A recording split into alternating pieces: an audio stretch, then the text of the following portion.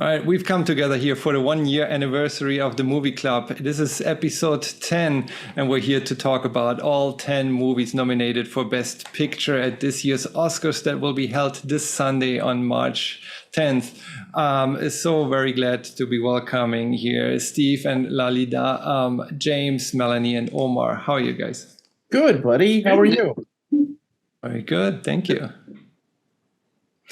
We have 5 movies that are about writers, 4 movies that are about historic events, 2 movies that are about emancipation, 2.5 foreign movies, and all 10 this year with a deeper message about society. I think that's way different than what we saw last year. Wow, that's awesome. I didn't realize that. That's cool that you broke it down. Wait, what's Barbie? What category was that one?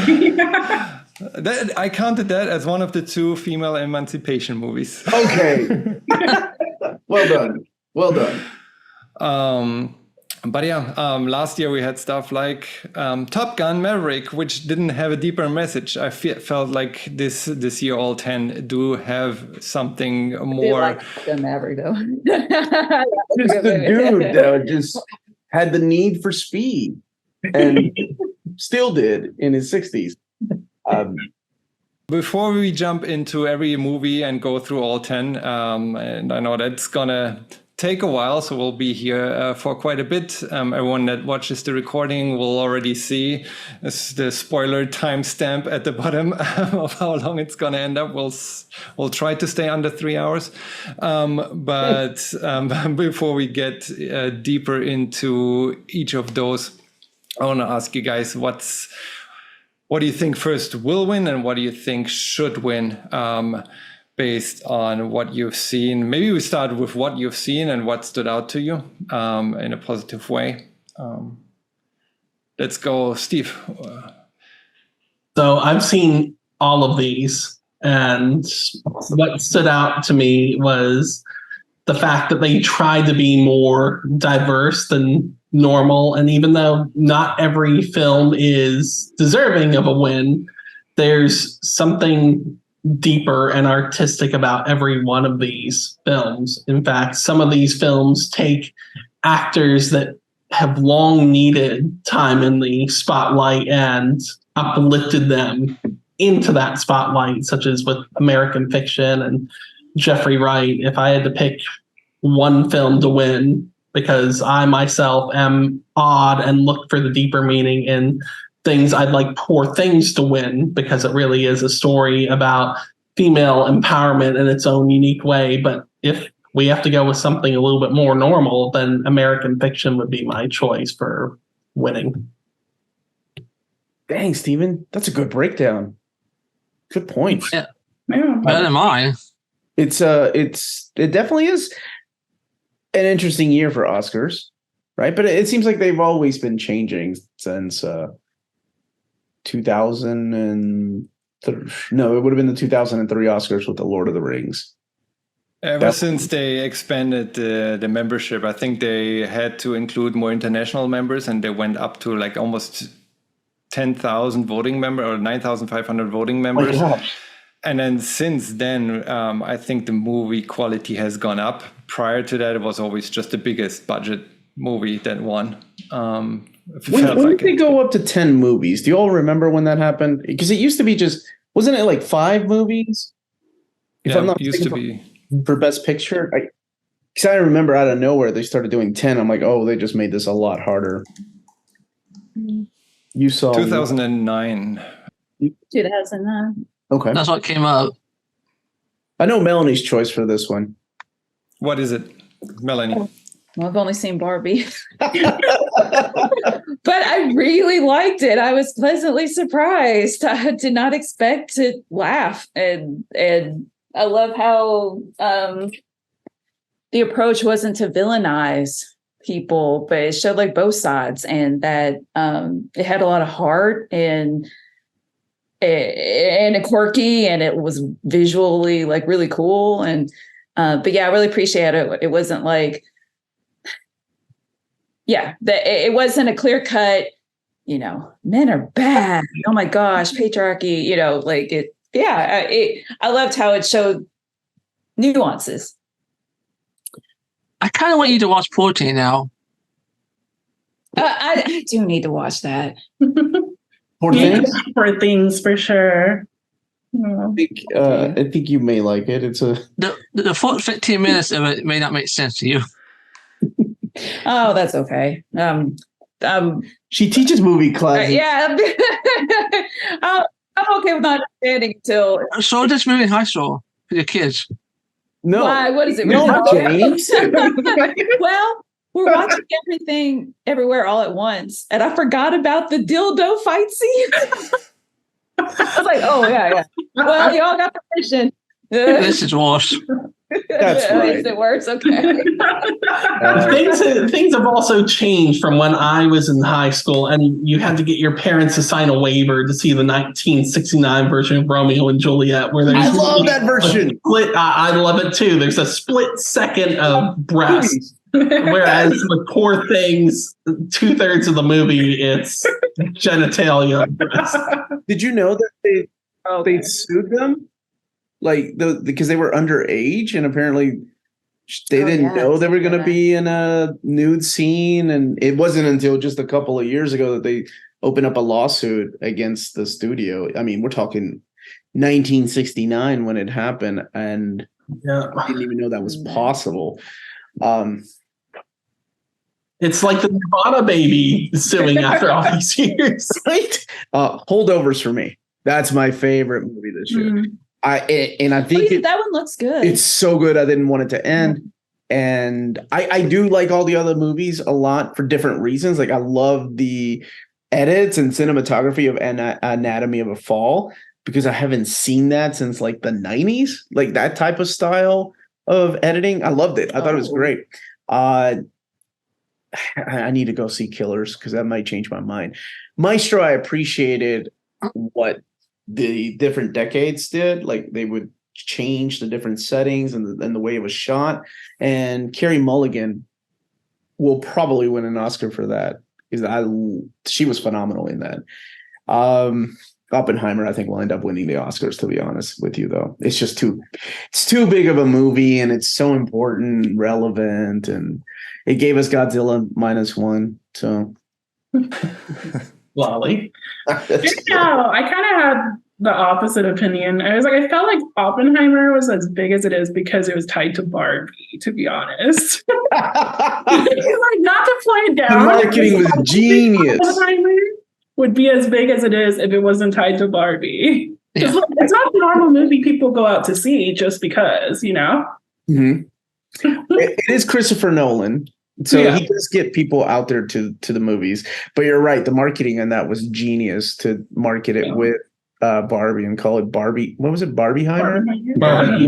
And for better or for worse, because of that marketing, there is an actual film titled Barbenheimer coming out. What? Like, really? Yeah. Really? Of course there is. Okay. Wait. We haven't heard from James or Torsten. James, what's your... I know what's your worst pick, but let's go with the favorite. What do you think should win? 14s. You really I love that movie. Yeah. How was Ruffalo in that? Did you like him in that? He was cranky, I guess you could say. He didn't get what he wanted. But I think Oppenheimer will probably win. What did you like about Poor Things? It's like a fantasy almost. It's completely different. Mm-hmm. It wasn't normal like the normal movies you see every day. You look it up on your phone. And to me, go ahead, James. So we also had 3 movies on this that take place in 1940s. Maestro, Oppenheimer, and Zone of Interest all take place in 1940s. Zone of Interest was 19. Yeah, you're right, because it was before the end. What was your least? Just out of curiosity, what was your least favorite? How can I say it? Maestro. I think that's how you say it. Maestro. Me too. Yeah. I thought it was really boring. Oh, I almost fell asleep. Reminded me of The Artist. I don't know if y'all ever saw that one. That was up for an Oscar too. Oh, actually, I think I won an Oscar. I mean, Paul last year was better than this movie. Yeah.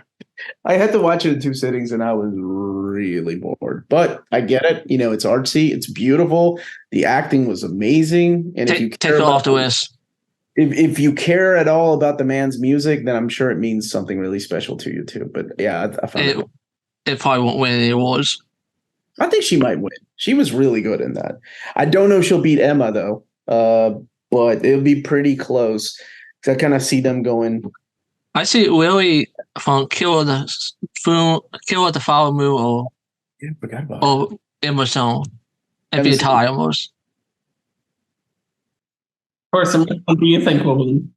Well, what I think will win is probably Oppenheimer, but I feel like Killers of the Flower Moon is in the same category, like big production, and Scorsese could have a shot at winning.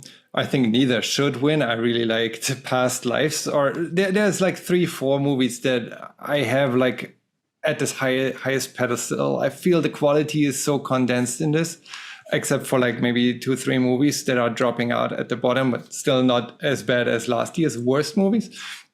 I felt like Past Lives, American Fiction, Killers of the Flower Moon, and Zone of Interest are all at the same level.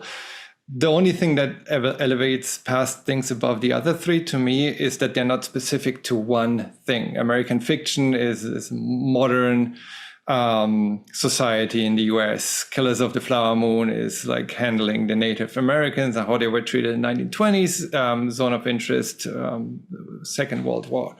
Past Life is kind of universal, and if you take away like the deeper meaning from the movie, it doesn't have to be this specific scenario that those characters go through, but it can be universally applied to anyone.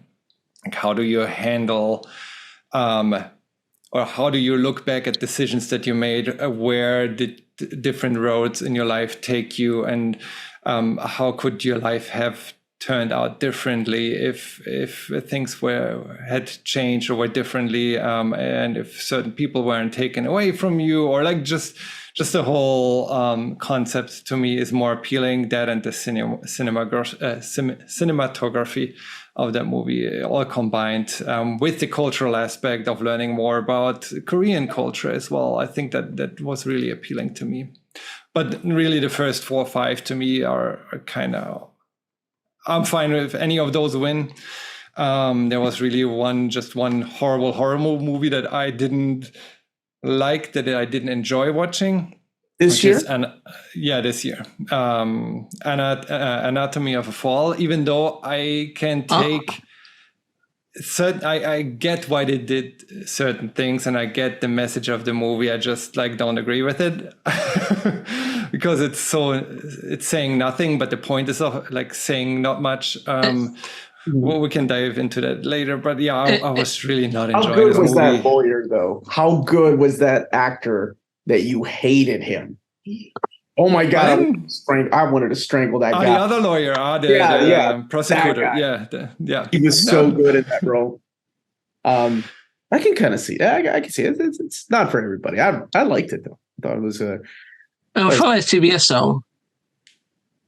It felt like TV show for CBS. Oh, yes. Now we do got to get going, but I do want to thank you all for having us here for a little bit. Thank you, James, for letting me know where I can go and watch the movies. So just a plug, you can watch the Holdovers legally on Peacock as well as Oppenheimer. You can rent American Fiction right now. Anatomy of a Fall is on Apple TV if you rent it. Killers of the Flower Moon is fully on there. Maestro's on Netflix. Barbie is on Max and partially on Prime. Zone of Interest is on demand right now, and Poor Things is on demand. That will be on Hulu Tuesday. Yeah. Poor Things is when does it come on Hulu? Tuesday. Okay. Yeah. Right before the Oscars. Awesome. Yes, exactly. Thank you all so much. Crazy. You all have Thank you a for joining. Worst movie was Maestro. Torsten's wrong. Have a good one, everybody. Take care. Have fun. Yeah, guys. It's nice to meet you. Yeah, nice to meet you. Awesome. So we'll dive into the 10 movies now. I guess so. We'll go alphabetical order. That's how I put them up here. That's how they're usually posted everywhere. So who wants to talk a little bit more about American Fiction, directed by Cord Jefferson? It was his first movie. It was interesting. I mean, he has done some television as a writer, as a producer, The Good Place, Succession, Watchmen, and Master of None, among others, starring Jeffrey Wright. He plays Monk in this movie. He was also Jim Gordon in The Batman. But yeah, what do you guys think about American Fiction? I mean, I enjoyed it. I mean, I didn't like the ending. You didn't like the ending? No. Just kind of left I don't it. think he knew how to end the movie. I loved American Fiction. It was a good look at what happens if you can't pull yourself out of the cynicism that life can throw at you.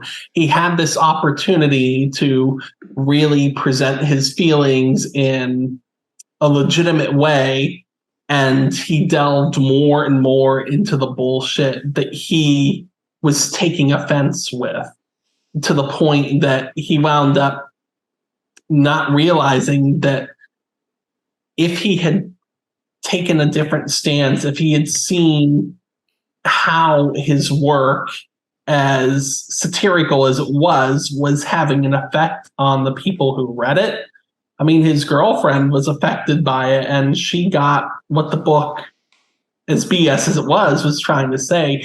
He couldn't just step back and realize that sometimes people need a little bit of bullshit in their life just to get through the day, to feel better about what's going on. No, he just delved full on into cynicism and lost important pieces of himself. He lost his relationship.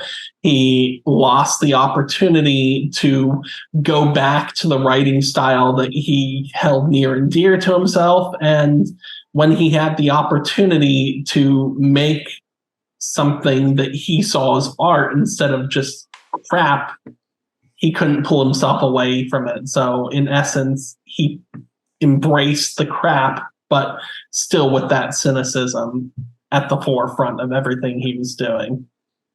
He got schooled by around him embraced love and embraced life. Some of them to different extremes. Like his brother, he embraced life to a different extreme, but he was being his true self. He wasn't faking anything. He was dealing with the fact that his whole life he couldn't present his true self to their dad, and that was his biggest regret. But he realized he had to move on from that. Monk just took the opposite route.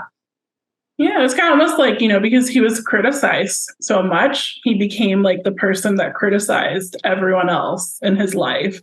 And he just wasn't willing to look within and see what his issues were. He avoided all of those issues completely. Like he literally spent the whole movie just kind of going really hard at other people and lying to his girlfriend, keeping things from her, and just kind of like avoiding all these issues that he had that he should spend the time fixing. But yeah, but I like that movie. I thought some of the jokes was pretty funny. That's the book title. The book title. FUCK. I don't want to get blocked. I already had to put the last movie club on 18 plus because the topics that we discussed. But no, he even got schooled by the author. He viewed critically for writing how she wrote, and he didn't even read the book and got schooled for it. It's like, did you even read it? It's like, this is exactly what you wrote. It's like, no, that's not. I did like the ending though, James, because it kind of puts the movie itself, and I don't know if that's breaking the fourth wall or not. I mean, a little bit, but it puts the movie in the same category as the book that he wrote. Like, he wanted to have a different ending, but then he couldn't, because the movie kind of becomes the same as his book. It becomes a cliche that he didn't like, that he didn't intend to create, and then the movie gives you two basically alternative endings, and it ends on the one that kind of is the theme of the book that he wrote, the stereotypical thing that represents the commentary on the current state of society and how Black culture can also be instrumentalized by some, and how it's portrayed in the media and therefore viewed by the public. I think it was just overall around movie with regards to what you guys said, the character study, but also with regards to commentary on society itself.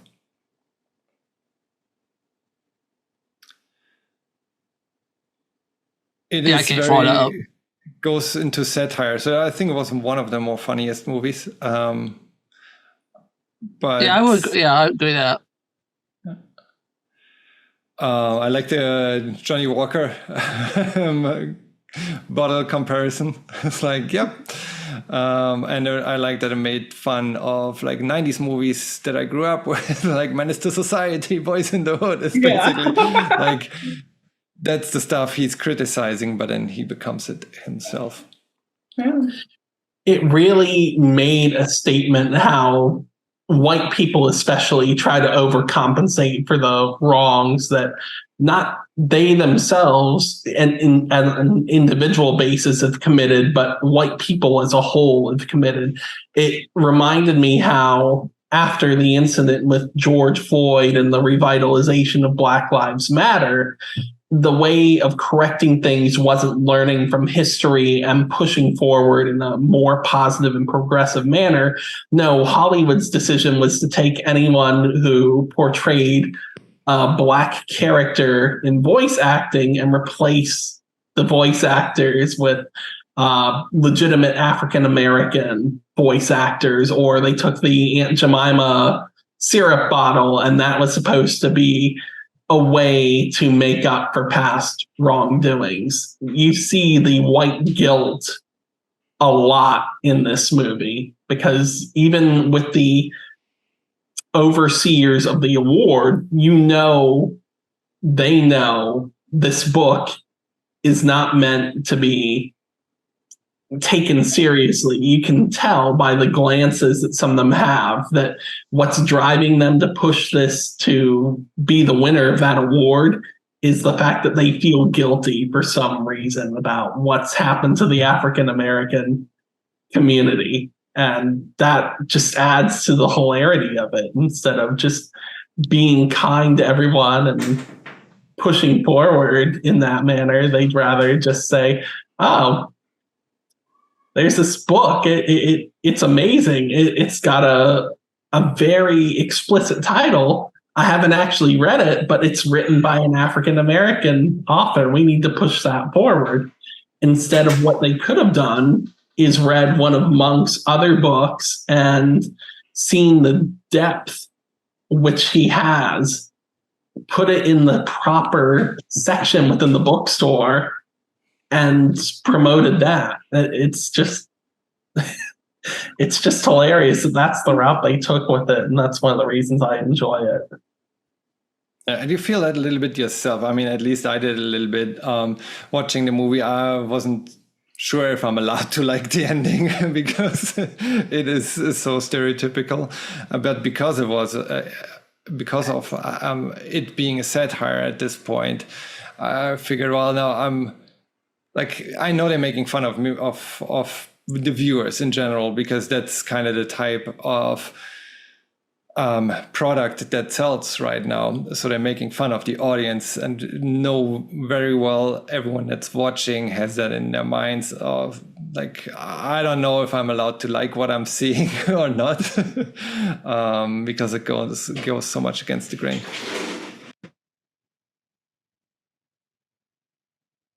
Any thoughts about the acting, Jeffrey Wright, in this? He did a great job in it.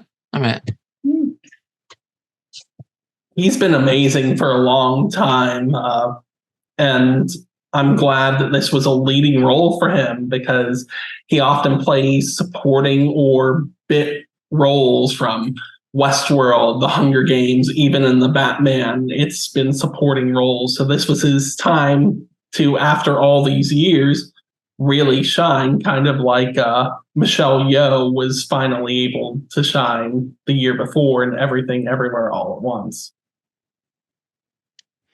And I'm excited to see more movies by Cord Jefferson. Again, his first movie. But if that was his first movie, I definitely want to see the follow-up. Yeah. Yeah. All right. Anatomy of a Fall. Again, I spoiled it a little bit earlier. I did not necessarily like that movie too much. I think it was still good. It did what it wanted to do. But what it wanted to do was so little that half an hour in, I was already, I can see how this is going. I wasn't necessarily correct by just thinking, okay, after, again, half an hour in, it was completely clear that there are only two options. She killed him or she didn't. I have to spend another 2 hours waiting what the conclusion is. I knew there wasn't going to be a whole lot of plot that was pushed forward, and there wasn't. In the end, we didn't get the conclusion. That was on purpose, illustrating that it isn't about the truth. It is about how a story is told, about perspectives. Again, that can be done in so many other better ways, but I guess, what's her name? Justine Triet, she's French, wrote this specifically with that in mind and with the intention of telling that story. Sandra Hüller starred in her lead role here. She has actually 2 movies are nominated for Best Picture that she's in, Anatomy of a Fall and The Zone of Interest. But yeah, it's about a movie where a woman is accused of killing her husband, about how it only matters what people believe, not what the truth is. Did any of you really, really like this movie? It was okay. I tried. I really tried. And normally when I'm watching a movie, I can celebrate it or chastise it on its own merit. But this gave me the same feeling that I want to say almost a decade ago now that Gone Girl gave me, that I figured out the ending probably 15 to 20 minutes in, and it was just dragging me by a leash to get to that end point. Lolly and I had watched a murder whodunit show on Netflix back in December that was from Europe, and it dealt with, okay, did this person who's being accused of murder actually commit it? And there was a lot that this movie had in common with that it really, as you said, wasn't about, okay, did the person actually commit this murder? But how can your perspective decide whether or not, even if they did do it, does that even matter? It almost had the murder become a secondary issue to the point where I just didn't care if she did it or not, because the more you learned about their relationship and the issues he had, it didn't necessarily villainize Samuel, but it may as well have. Yeah, I think this should have been a TV series. Should have been a movie. I'm not sure why it's on the list. Imagine the TV series without progress, sitting through 6 or 8 episodes of just court hearings. They've done it before. I actually found the court hearings the most interesting parts of the movie. At least there was some action in there, some back and forth, That didn't make some different perspectives. The costume design didn't make sense to me. The cinematography and the costuming were probably my favorite parts of the movie. The acting was good. There's no denying that, especially that one attorney, and especially the child that played their son. And let's not forget Snoop. Snoop was a pretty stellar actor as well. But I just did not care about the relationship drama. I cared more about the progression of the case and how they were going to come to a conclusion than what was actually going on in the family. Because, as I said, I try to judge every movie on its own merits. I just couldn't do that with this because there were so many cliches that went on. I felt like the only perspective that really mattered was the one of the son. And then kind of, if I want to take something good away from this movie, it's like how he sees the whole family drama unfold, right? For him, it's important that his mom doesn't get convicted, no matter if she's guilty or not, because, yeah, as a son, like he probably doesn't care either. Like, of course, it's a different story, but the outcome, he would still desire for his mom to be with him, regardless. Yeah, so let the mom be the kill. I at some point, I didn't know if he was like changing his version of the story on purpose, if he knew about certain things, because the backflashes that we saw were from his perspective. So he could have also always changed it up. It's like, oh yeah, I remember the aspirants, which like, who does try to kill themselves with aspirants? That again, different story. If at all, I guess it's a very good movie against, if you want to warn anyone, or like if you need to warn anyone about suicides, it's like, because if you already want to do this, please make sure, this is assuming there was a suicide, please make sure everyone knows about it. Otherwise you ruin the lives, you already ruin the lives of the ones that are left behind, but even more so if they now suddenly get convicted for what you've done, and especially the son having the trauma regardless, but I guess it's a whole different kind of trauma if his mom had been convicted as well. But the movie leaves it open. I mean, she doesn't get convicted, but it leaves it open what actually happened. The son is the only one who knows whether his tellings in court were accurate or not. And we don't really get his perspective other than through the backflashes, and the backflashes were, I don't know if they were accurate from his perspective or just fabrications. There was no indication there either way. So this is like, had this story, like I couldn't care less because there was no indication either way. So it was another one of those films where let's let the audience decide. And They did a very good job at it. But you gotta put breadcrumbs throughout the movie to let the audience decide. This movie did none of that. They just told something flat out without any bias towards either side and just gave you something. It was written that way, and like, yeah, they're trying to make you think about it, but there was nothing to think because they didn't give you the substance. I don't know. All right. Who wants to talk about Barbie? I think everybody talked about that movie all year. It was the first movie I watched from out of all 10, directed by Greta Gerwig, starring Margot Robbie, Ryan Gosling, America Ferrera. She's the only one nominated for individual efforts here as Best Supporting Actress. Well deserved that nomination. The movie is about Barbie and how the patriarchy discriminates against women. In my and opinion, also did the same thing. It was a necessary message that in that format probably comes 20, 30 years too late. It has been told in similar ways many, many times. It's good to see a big brand, big production doing the same. It's so much on the nose, though, that it is meant to create controversy instead of doing it in a more smart way, like Poor Things does the same thing in a more artistic way. I guess that it's not appealing to a mass audience. That's why movies like Barbie are still necessary. But to me, it was, I think it's the right message. It's the right political message. It has the right intentions. The way it was done, I mean, it's a Barbie movie. Of course, it has to be superficial. There have to be some singing, and there have to be some references to some toys and whatnot. But overall, I couldn't really get into it too much. I would have found it more thought-provoking if they did a G.I. Joe movie and did the same way around, like G.I. Joe finding out the role that he plays in society and make him learn about the stereotypical views he's caused. But again, it's the other way. We knew about that perspective already. Now we just got it written out again in a big production. But yeah, it's still a good movie. It's just not like top 5 to me. What do you guys think? I enjoyed it. I mean, it's better than Abby's Fall and Making Fisting.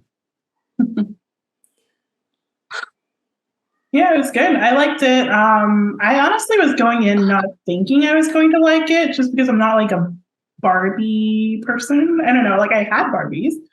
But just like those kinds of movie that's kind of, you know, is around like a toy or like a character from like childhood, I usually don't enjoy. It's usually just really cheesy and I don't know. But this one I did like. I do feel, you know, they were really putting that message really strongly, like kind of shoving your face in it, right? Which was kind of like the point of the movie. I do think it's interesting, like how the controversy and how uncomfortable people still are with like that message. Maybe because it was so strongly like in your face, but yeah, it's still interesting. I do think, you know, it is definitely, yes, maybe it had come a little too late, but I don't think it could have been done before now either. So it's just kind of like in a weird, like I don't know if there would really ever be a time that is like a good time for this movie to come out. I think the reception would have been the same no matter when this movie came out. But I liked it. I thought it was cool. I love seeing like all the outfits and all the characters they gave to Barbies, how there were different kinds of Barbies. That was really cool to see. Yeah. The costume design was great in this movie. Yeah, the set was amazing. It was stellar. It was really cool. This and Porting had the best costume designs. Yeah. Yeah, I really want Poor Things to win costume design because those outfits were very cool. Like the set of that was like really fun, I feel too. So I think it's definitely the two movies. I could see that fighting against each other for sure for that.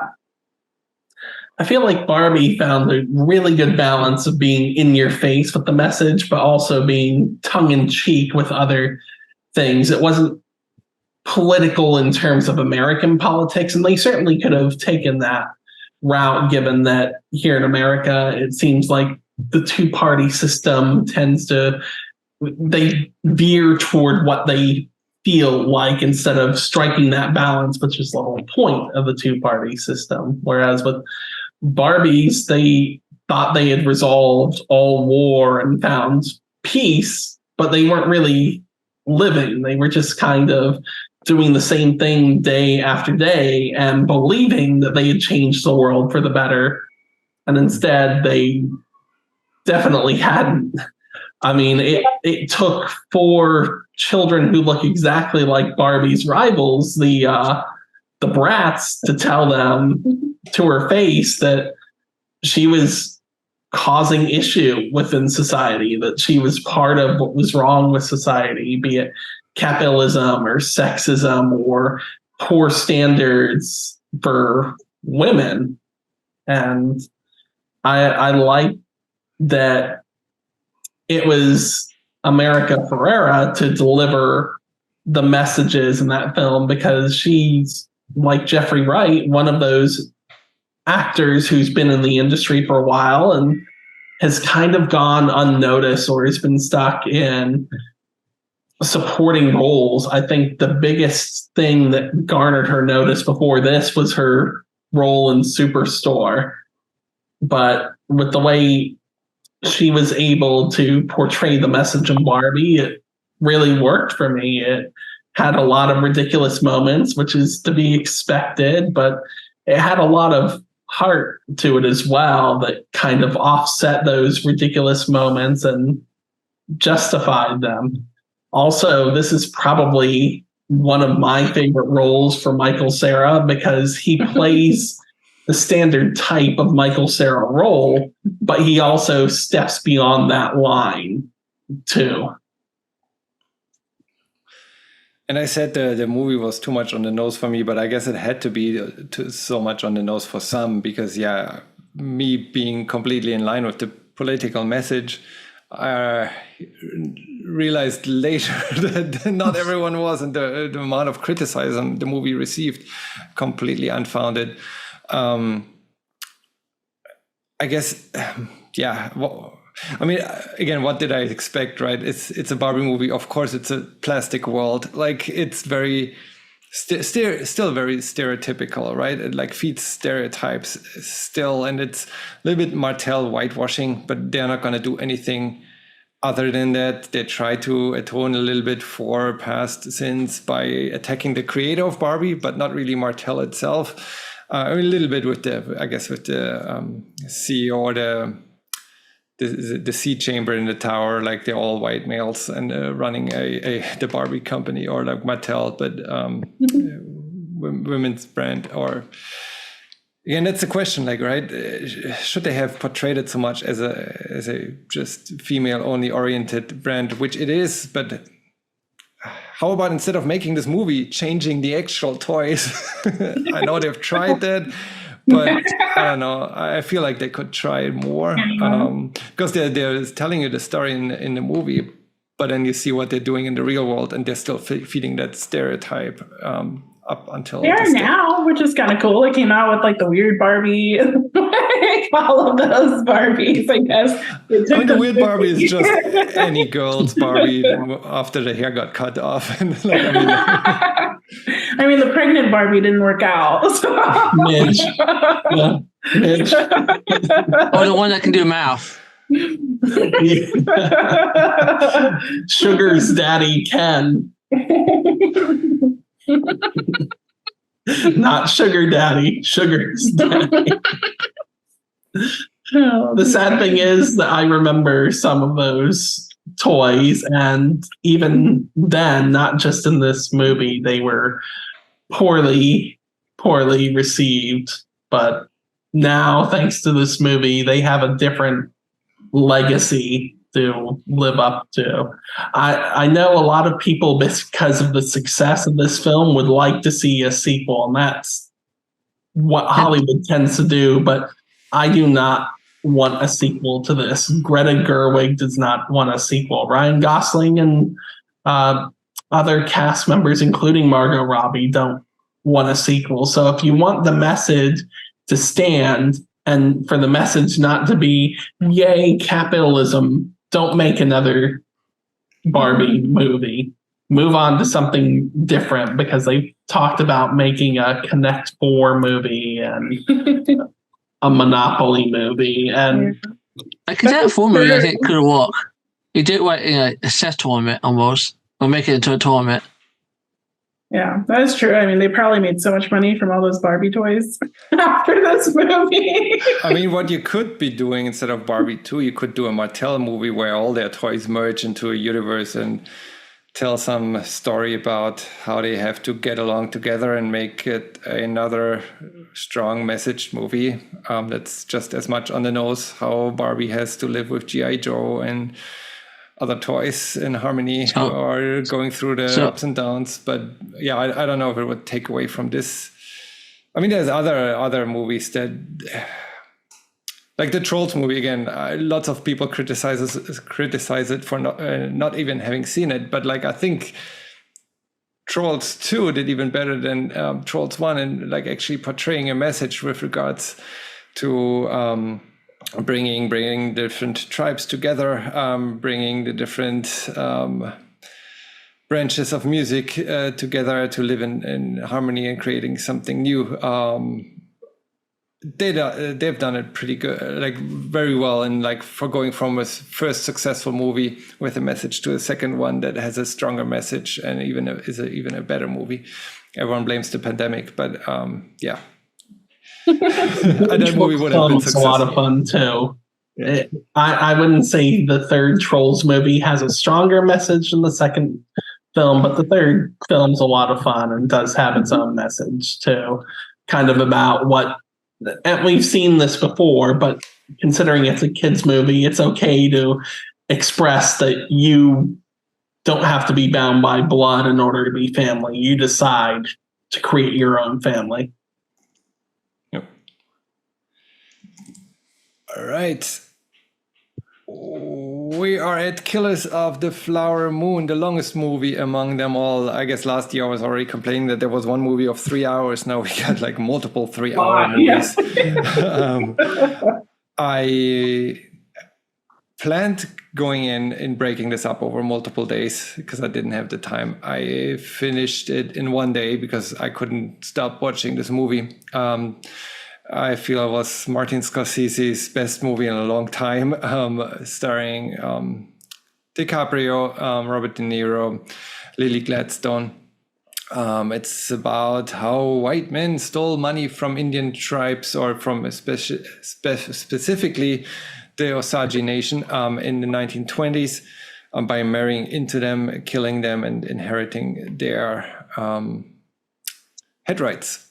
I love this movie. It was just so, again, when you talk about big production, big movies, big the cinema, and everyone's like, yeah, Oppenheimer should win. It's like, if you don't want to go with an artsy movie or like a little bit underdog movie like Past Lives or Poor Things, and you want to have a big production, then go with Killers of the Flower Moon. I mean, I'm saying big production, but it's on Apple TV.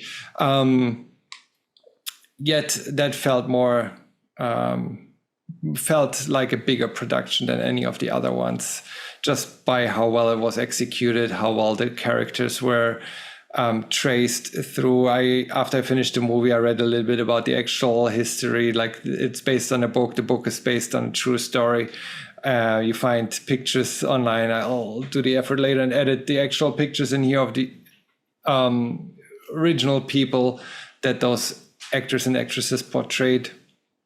Just top-notch, like investigative, I don't want to say journalism, but portrayal of things that got chucked under the, like brushed under the rug, long forgotten, and things that happen in history that need to be just brought back into daylight. Yeah, we had a lot of that this year. I feel there were quite a few people in the various movies that I went and like Googled their story, just because I was like, what? You know, like, what was the historical perspective on this? I will say Martin Scorsese's last movie, The Irishman, also got 10 nominations, but also the same as this one. Yeah, but I was not a fan of The Irishman because it was the same brand that Scorsese has become famous for, that, let's focus on the darker side of society. Killers of the Flower Moon does that, but it doesn't vindicate that darkness. It addresses it and expresses why things should have been different. It doesn't glorify Leonardo DiCaprio being a scuzzbag. It shows that there was an opportunity to do right by these people, and instead white men decided to forge ahead by continuing to slaughter people that just wanted to live their lives. Scorsese in the past has glorified that gangster lifestyle, the bad guy, and that works for a few movies, but like another movie that's been nominated here, at some point as a director, you accept the fact that you've created your own tropes and cliches in your films, or you do something different. This was different enough from Scorsese's other works that I enjoyed it, even if I didn't enjoy the characters altogether. Lily Gladstone was the best part of this movie for me. I thought DiCaprio did a serviceable job. I thought he was miscast. Yeah. I didn't really buy him in that role. That's why I think he did a serviceable job. Robert De Niro, whether he's in something like Bad Grandpa or The Departed or any number of films, I can sit back and enjoy him, because even if he looks like the same character in every film, he brings something different enough to each role that it's great. I do think this is a dark part of American history that has been thrown to the side. So I do appreciate Scorsese bringing that back out into the open, not so there can be any sort of reparation, but so that we can see this as something to learn from. it really reflects on American society right now. A lot of these films, for better or for worse, do. And it gives us the opportunity as a society to do better than we have previously. There's that old cliche that we've all heard. You either learn from history or you're doomed to repeat it. And here in America, as much as I love this country, we have, unfortunately, repeated history in some of the darkest moments time and time again. And by having that presented in this art style, it shows people that there is hope for change. They just have to actually step forward and put forth the effort to make that change. And it's still relevant up until today. Like everyone's talking about generational wealth, and this is like how it was taken away from that generation. Traces how racism is instrumentalized to shift wealth to the white population, and in other cases it was taken away from the black population, here from Native Americans, and now they're being put in a bad scenario, in bad spots, because they haven't had the chance to build generational wealth because of things like that, and other cases, other reasons. But this is just one example of how society got here, and why the wealth is where it is. It's not because they were working harder or anything. It's because it's instrumentalized by the government. The police looked away, the government looked away, until at some point an FBI agent came, and it was all like checked off. Like they weren't smart, they weren't better, they weren't anything other than the government stood behind them, or like the instruments of the government to some extent did, until I guess the FBI came in. But at this point, I mean, people were dead, the head rights had been inherited. You could still go after a couple, after King, after Ernest Borchardt, but there were many others that did the same thing and never got prosecuted, right? I want to say, like, this was probably the shortest 3.5-hour movie I've ever watched, because I did not mind the length at all. It might scare some viewers, casual viewers, away from actually watching it. That's a shame, that people don't even go into this movie and seeing the runtime and don't bother with it. But it is such a strong message that I would encourage anyone that hasn't seen it to go and see it. Because I kind of want, would this be better as a TV series or a 10-episode miniseries so you get more into the characters? I think the characters felt fleshed out, but I do agree that what hit the cutting room floor might have added to it. I don't know if it was ever released, but Scorsese had said there was an even longer cut of The Irishman that he had completed, and I don't think that's even out there. And I think that would have enhanced my enjoyment of that film. With this one, I wasn't bored with it because something was always happening. There wasn't any slowdown to justify any of the horrific actions that were being undertaken. I don't think Scorsese, and correct me if I'm wrong, please, James Tor, but I don't think Scorsese has ever made an actual short movie. I think they've all been 2 hours, 2.5 hours, or longer.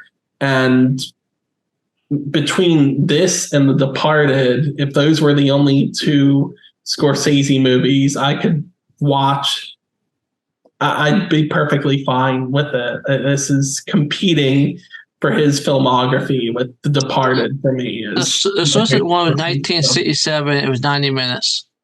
Who's that knocking at my door? 60 years ago almost.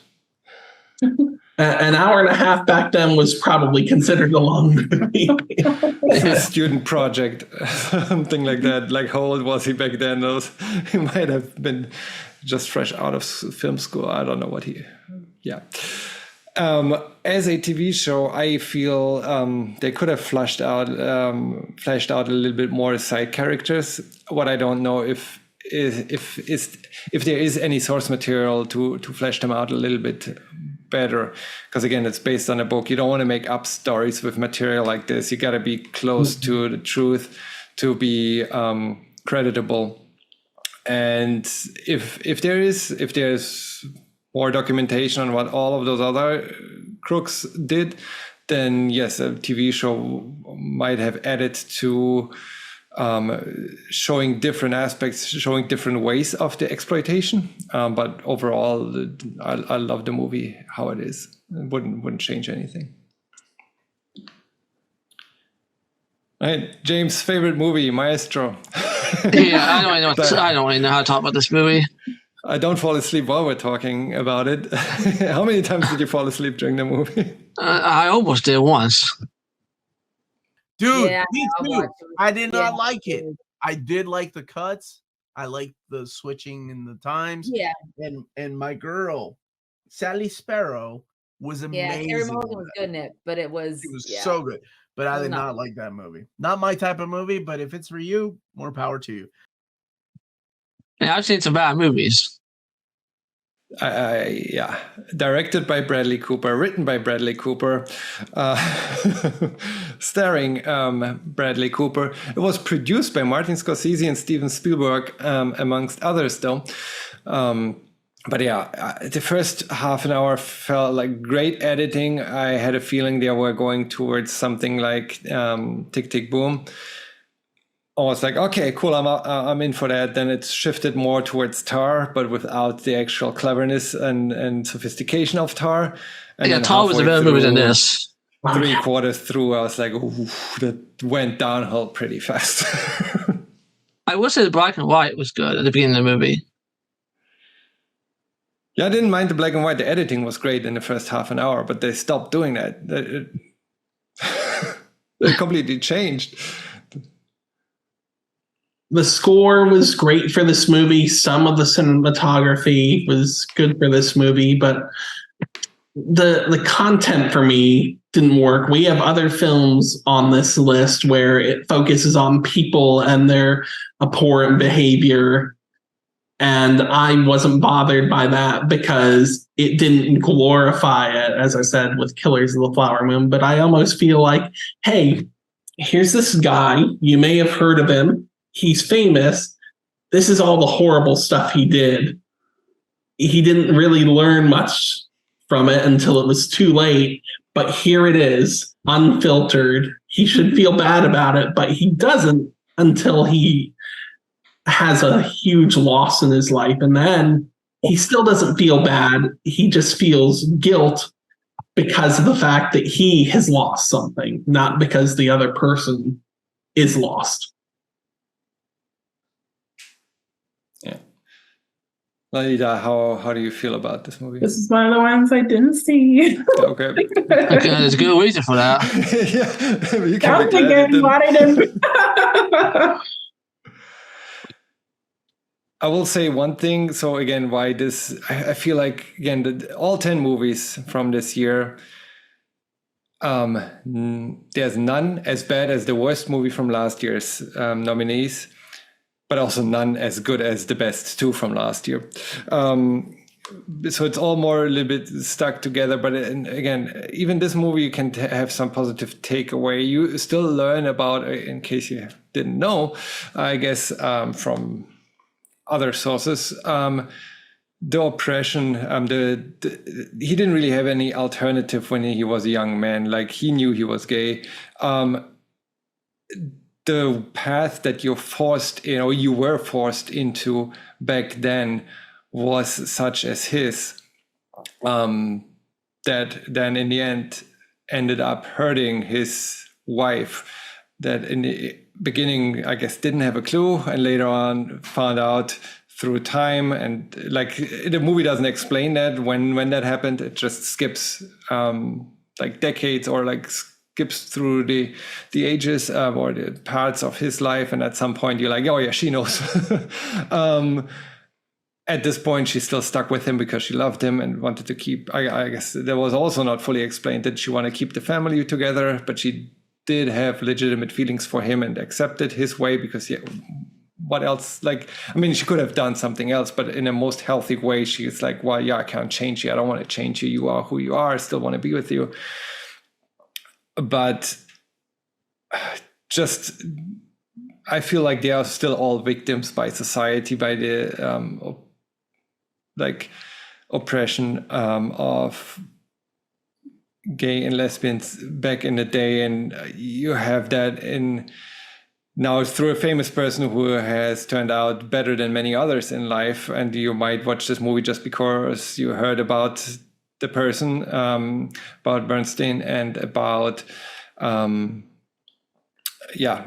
his life, his legacy, and that's how you get into this movie. But to me, the takeaway here is like, yeah, again, learn from history, don't make it repeat itself. And again, where we are in society right now and politically, there are people that want to bring those ages back where you have to live in hiding and kind of have to marry a woman even though you don't want to.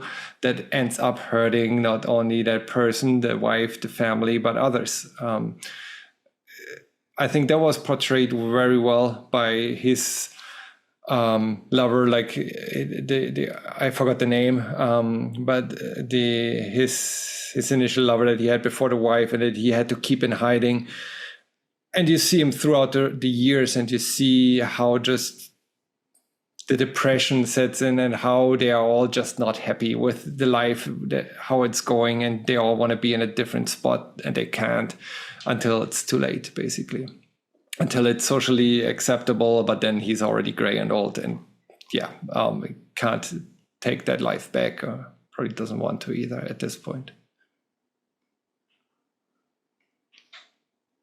But yeah, they could have done that more interestingly. They could have kept up the editing, the storytelling, show more of the crucial moments in his life instead of telling it in the way that they ended up doing. But hey, it's really did feel like one of those films that turned into a clip show. It had a very fun perspective at first, and it's Netflix that helped produce and distribute this to a certain extent as well. They don't have to worry about budgets the way they do. And Bradley Cooper is charismatic enough that he was able to bring on other producers who have what seems to be endless pockets filled with money.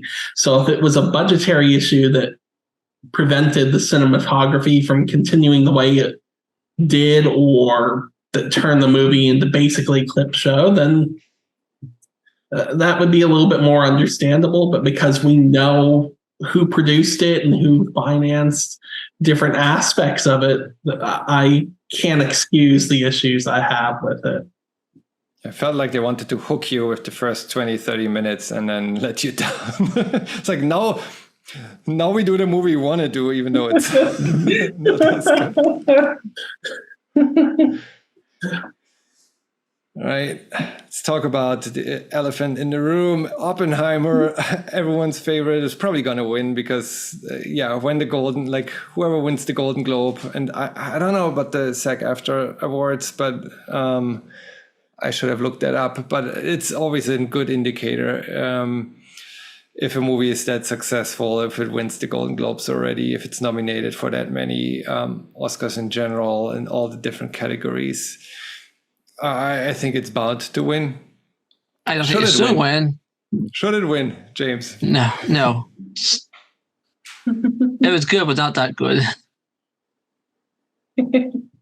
Yeah, it wasn't my favorite. I'm like the outlier here. Let's see, which one was it? And I'm like a science geek, so I would have thought that I would have liked it more than I did. But yeah, it was cool kind of learning about like New Mexico and Los Alamos, because funny enough, the company I work for now runs that place. It's like one of our labs. So that was this is the kind of movie you watch once and you don't need to watch again. Yeah, that's true. But that kind of stands for a lot of Nolan's work, James, post Dark Knight Rises, because as much as I can appreciate Nolan's style, post Dark Knight Rises, we've had Interstellar, we've had Dunkirk, we've had Tenet, and we've had Oppenheimer. What do they all have in common? They mess with your perspective by following different points in time. That can be done really well, even though Tenet seems to be controversial amongst his fan base. I like the way that it causes you to think and rewatch it. Interstellar, it worked, even That though one was a good one. his daughter's name probably far too often. I'll even give a little bit of credit to Dunkirk, even though I like 1917 more than I liked Dunkirk, which came out around the same time. With this, because it's a biographical film, and because multiple pieces of this film are dealing with the fact that Oppenheimer was looked down upon because of his political beliefs and associations, despite helping America win the side of the war against Japan. It lost me a little bit. If you're going to focus on him being sought after and victimized, then just focus on that once. You don't need multiple points in his life where, oh, you helped save us, but you're flawed and you suck. You should find some sort of resolution that works, because when he passed, he was in a better place in his life. He wasn't back to where he was when he was the all-star for creating this weapon of mass destruction, but he was doing better because the way the government had allowed society to perceive him had changed. And even after that, it took forever for him to receive his post-death security clearance back. Doesn't do any good after he's dead, obviously, but it would have been nice if they had talked about the accolades that he actually deserved for his work, not just because of the weapon, but because of turning theoretical science into actual science. And I don't have any empathy for men of that much influence that thought the United States were actually about free speech. It was a little bit naive, right? Like, he was a man of privilege and he didn't understand the political situation he was in. If you compare that to the problems of the people in Killers of the Flower Moon or Barbie, Poor Things, Maestro even, American fiction, it just lacks so much in actual having an actual problem. Like, Yeah, I'm sorry, if you can't navigate the politics and play your role like in a privileged world, then that's on you. And if you want to go against the grain, which is fine, like you should, then own that stuff too. Like, I'm sorry you're like falling out of political grace, but like you still didn't get imprisoned. You didn't like, nothing bad still happened to him. It was basically at the end there, just picture it in a high school setting. He was the popular girl and he did something that went against the clique he was in. So he was ostracized and kind of jeered at and giggled at behind his back, except his face. So I don't feel bad that he kind of had karma thrown at him. I just feel that for the sake of the movie meeting its message, we didn't need to have two different points in time where it was just jeering at Oppenheimer. That's more of a focus on how crappy the American government can be toward people that bail them out and help lift them up, more so than it is about Oppenheimer himself. Yeah, I would say one thing I could relate to in the movie, and I feel like they could have went more into it, is just like that kind of thought of like, you know, you can be this person who like is so smart and like create all these ideas, but it doesn't mean that idea always lead to good. More often than not, it doesn't, right? I feel like they could have played more with that, because I mean, that was kind of a really small part, like towards the end of the movie. And I can relate to that because I work in research, and there are definitely certain things I do in research where I'm just like, I don't know if I feel comfortable doing this project, working on this. Like there are times where like my morals really kind of like is at odds with some of the work I do. So I can kind of relate to that from like a science perspective, I guess. He also justified his science coming to fruition by saying, well, if I don't do it, then the Russians or the Germans might get to it first.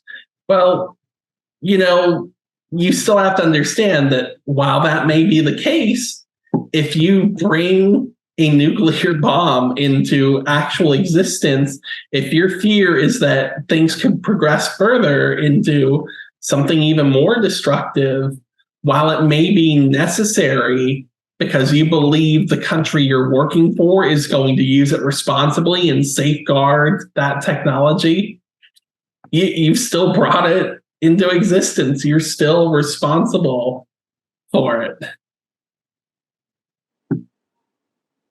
And I feel that's where the movie also fails in the end, because Oppenheimer being in disgrace with the US government might have been the best thing that happened, because otherwise he would have gone on and developed the hydrogen bomb right there. So kind of spinning it's like, hey, because of that didn't happen. And we kind of got stuck in a bad spot, but it could have been much worse. Also, I don't think it would have been better if Russia didn't get to the A-bomb, and the US would have been the sole in the possession of the only atomic bombs there are. You have to have this counterpart. I mean, it led into the Cold War, but like, what is the alternative? Like, responsible handling of atomic bombs, being the only one who possesses them. Even that movie acknowledges that no, the U.S. government wasn't that. It could have probably leaned more into that aspect as well, kind of showing the other side. I want to see, because I'm also like a little bit tired of seeing this whole like U.S. perspective during the Cold War, end of the Second World War, Cold War, like, oh yeah, the communism threats us all. It's always the same story. I want to see the other version. I don't know if anyone knows about any movies that exist where we see from a Soviet perspective how this time during the Cold War wars or beginning of the Cold War, and kind of telling the story of how capitalism threatens everyone and how come they developed those things first, and kind of the arms race from the other side. But yeah, it was just a story that has been told so many times through so many other movies. I don't know what was in, like, there's another few hour long movie, but again, that's more Cold War than this is like Second World War, end of it, a little bit after, but it reached into the Cold War mentality there, right? Because they didn't even talk too much about the ongoing war. They were more afraid of Russia than of Japan. Which, yeah, I don't know. I didn't live through those times, so I don't know if that was the overall mentality in the US, already seeing the Soviets as their main enemy while they're still fighting Nazis.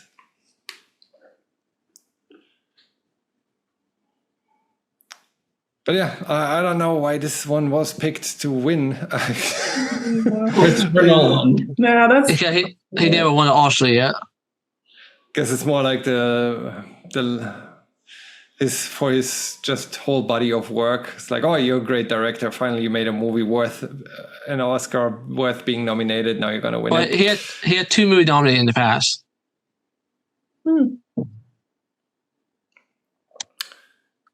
Right. Let's talk about Past Lives. The movie I think should win will not win the Oscar. There's no way it's going to win the Oscar. I think it I haven't should. seen that one either. I need to watch that one. It sounds This movie, it wasn't for me. But you're a romantic, James. Not this one, was it? Oh.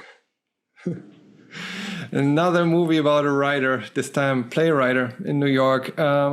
Movie was directed by Celine Song, starring Greta Lee playing Nora Moon, Tae Yoo playing Hai Sung, and John Magaro playing Arthur. Childhood friends being separated and struggling throughout their lives with the question, what if? So this is a better Marvel what if show. Probably the best what if I've seen executed in quite some time. The protagonist basically playing with or being confronted with the question, what if? What if Nora hadn't been pulled out of Korea, stayed there, married her, was it high school already? Her school sweetheart, I don't think it was elementary. It was Elementary. But yeah, her childhood friend that she was set up to be with, if she had stayed, she didn't. She went, her parents took her out of Korea. She grew up in the US or in Canada, later moved to the US, followed her career there. And again, it's not specifically about their story. It's more the implication of like, I mean, I guess everyone has those thoughts, right? What if my life had turned a different way? And this is just a very advanced, perfectly embedded story that handles that topic. There's unresolved childhood trauma towards the parents and the situation overall, while still being in favoritism of the path that was chosen by the parents. Because spoilers, she doesn't abandon her life. Like she still prioritizes that above it, because to her, their relationship is more like a fantasy, more like a childhood dream, or more what if. To him, it's more something that he maybe pursues too late, because I think at some point during their life he had that chance. He could have gone to the US instead of visiting China.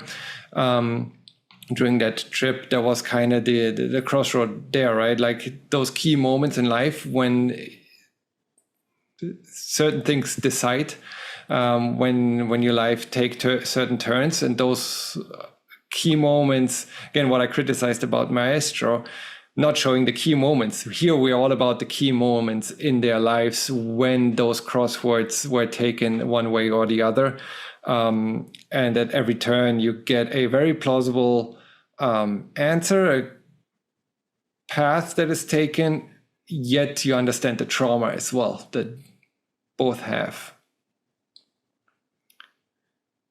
Yeah. James, you said it wasn't. Sounds like you good. should watch it. The cast are good. I enjoyed both of the main characters, but I think the plots have been better.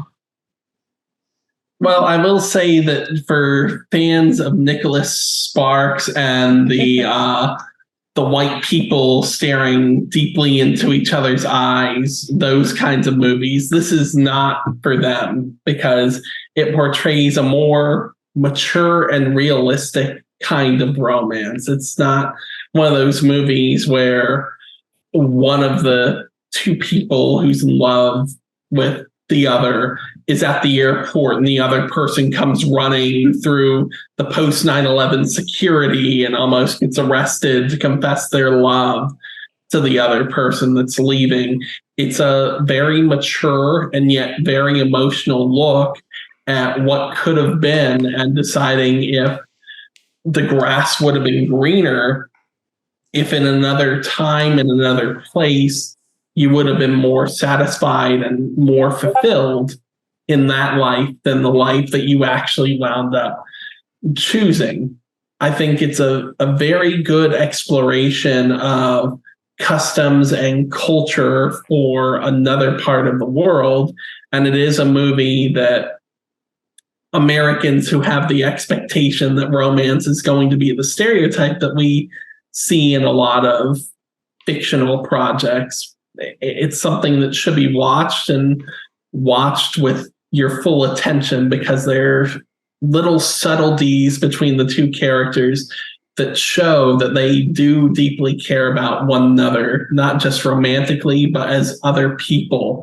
And it's because of those feelings at the end, she decides to stay with her husband, and she decides that what might have been is not what she actually needed. She needed to be able to define herself in her own way instead of adhering to what might have been better for her cultural standards that had been passed down for her.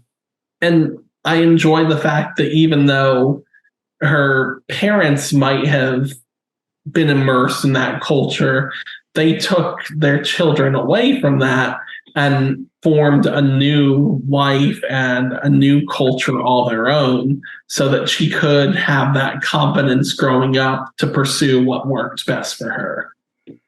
And the freedom for her to decide herself, because even though she made the decision to stay with her husband, I don't think she was 100% happy. Like, she breaks down in tears in the end, still having melancholic thoughts about what could have been. Her going this way and him going another way still shows that both are still hurt by this experience. I think going forward, thanks to Everything Everywhere All at Once, there will probably end up being at least one multiversal selection for Oscars. And this is that multiverse film this year for Best Picture, because even though you don't see that other life that she could have had on screen, because you spend time with her and you spend time with the other people in this film, you get glimpses inside your own mind of what that life could have been. And that's why I do enjoy this film, even if it's not what I would like to see win. Yeah, and it's not only like you create that story in your head, what could have been, but it also makes you, at least me, like makes you think like, oh, which big decision, what are my crossroads, right? Like, where did I take a turn and could have gone another way? And like, just from that perspective, just very thought-provoking. The cinematography also outstanding. There's one scene where they are at the harbor under the bridge. I think that's in New York, where they both walk towards the water, and there's just like 6 couples placed in the background to show what the intention is for those two. This is like the foreshadowing that never came to be, right? Like, everyone is like, oh yeah, they're back together. They're going to figure this out. And they're placing all those couples in the background, giving you those hints, and then just taking a different turn later on.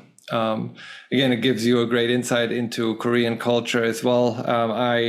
During my time in Australia, I had Korean friends there, some that had to go back for military service. So Korean males lose almost 2 years, so between 18 and 21 months of mandatory military service when they come of age. And that's why they are 2 years behind in their careers. So that's also something that was discussed in this movie, and just having that perspective, I think, is also very, very interesting.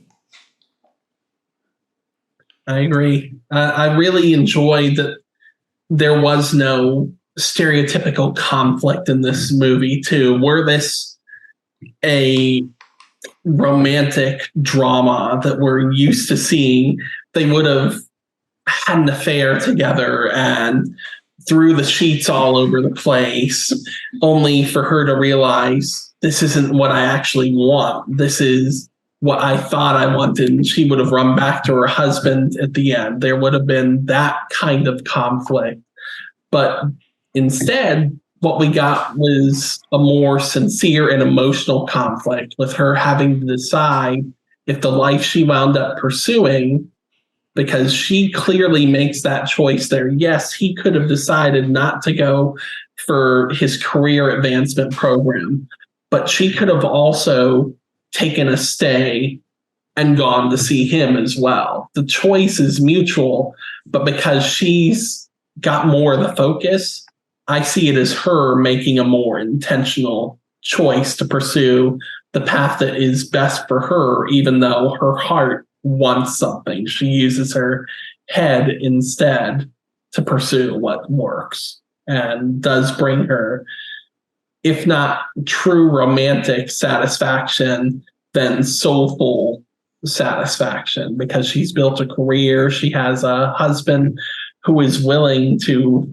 love her despite the fact that he can tell that she still has this lingering set of feelings and this connection to a person. Yeah, go and watch it if you haven't. Lalida, definitely a very, very good movie. Right, Poor Things. It's James' favorite movie. Yeah. Directed by Yorgos, I hope I pronounced that properly, Lanthimos.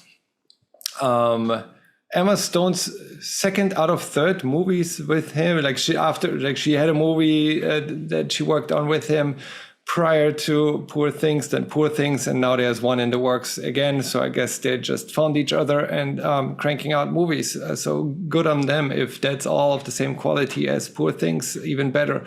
Again, starring Emma Stone as Bella, Mark Ruffalo, Duncan, William Dafoe, and Rami Youssef. It's about the emancipation of Bella and an experiment by a doctor who replaces a dead brain with that of an infant. James, did you love most about that? The movie felt like a water imagination. It was a wild ride, that's for sure. A lot of twists and turns. In more ways than one, it was a wild ride. I could have used another 2 hours of this movie. I didn't want it to end. Facts, and not for the reasons that other people would see for it, because honestly, if people need to see Emma Stone naked, this wasn't even the debut. And the other film that was mentioned, The Favorite, also has a brief set of nudes with her as well. So that's why people are drawn to this. They're not wrong if that's what they're going for, but they are wrong because they're missing out on a very soulful film about the ability to free yourself from the standards and expectations of other people while developing as a person in a very, very unique fashion. Yeah, it's almost like she kind of, went through an adult life as a kid, technically, right? And with that childhood kind of way where you're not really thinking as much about, what is right, what is wrong. And she just kind of did what she wanted to do. I did have a question how her body works. Does it age the same as the brain age? See, I believe that the original biology, that of her mother, is still fully intact. However, the brain is developing faster due to the rest of the biological development. And due to the, I don't want to say wholesome, but for a lab experiment environment, it's a very wholesome environment. Her father, her God, does show her respect and gives her amnesty from accountability to a certain extent. When she acts in a ridiculous manner, when she's throwing things, when she's cursing in her own way, when she's being a miscreant, he allows her to see what the ramifications could be without enacting actual discipline against her, because he's looking at her as an experiment and wants to take this in as it should naturally develop without his interference. But he's also developing himself concern as a father would toward the child, so much so that it comes full circle. Instead of taking the route his father did, where he just saw his son as an experiment, he actually shows enough love for her that when he passes, he wants her there at his bedside because she's what's most precious to him. The only problem I had with this movie is knowing that her brain was at the mental state of a toddler. So I was like, maybe they could have aged her a little bit faster before she went into all this sex. So, because I don't know how I feel about that part. Overall, So, yeah. so you don't want So you met her, you don't want apple. Say it again. So if you met her in person, you don't want to take an apple from her. No, my point is that they're basic. So I know it's technically not child pornography because it's still Emma Stone, but her brain is at that point. So that's a little bit questionable to me if you tell that story with that in mind. And like those scenes were a little bit, challenging to watch. But at some point you could tell she's at least an adult mentally. And then from there, when she ends up in Paris later on, I was like, okay, it's fine. She's mentally there. She has control over those things, which in the beginning, when she took off with, again, Mark Ruffalo, Duncan, I don't think she did. She was mentally at the stage of a 5-year-old or something like that. And that's the questionable part, right? Like, that was a little bit tough. I think because it was set in such a like fantasy setting, it kind of partially takes that away because it's in like a different world almost, not different like universe is fine. Yeah. I don't know. The book might go in more detail on that too. I also feel that when she leaves with Ruffalo, even though we're kind of watching this and going, oh my word, is that a toddler going off to furiously jump with Mark Ruffalo's douchebag character? Having taken the time since my viewing, I kind of see her more in her adolescence, that rebellious stage of her life, because even though her father had finally started granting her more freedom, he was still viewing her as an experiment and holding her back. He had planned this marriage between her and the assistant, and even though consciously she might have wanted that because it would make her father, her God, happy, she knew subconsciously that wasn't what she was meant for. She was meant to discover what she actually needed. And I hope that in that respect, you enjoy it more than the way Barbie presented it, because she had to struggle once she got out of her father's house.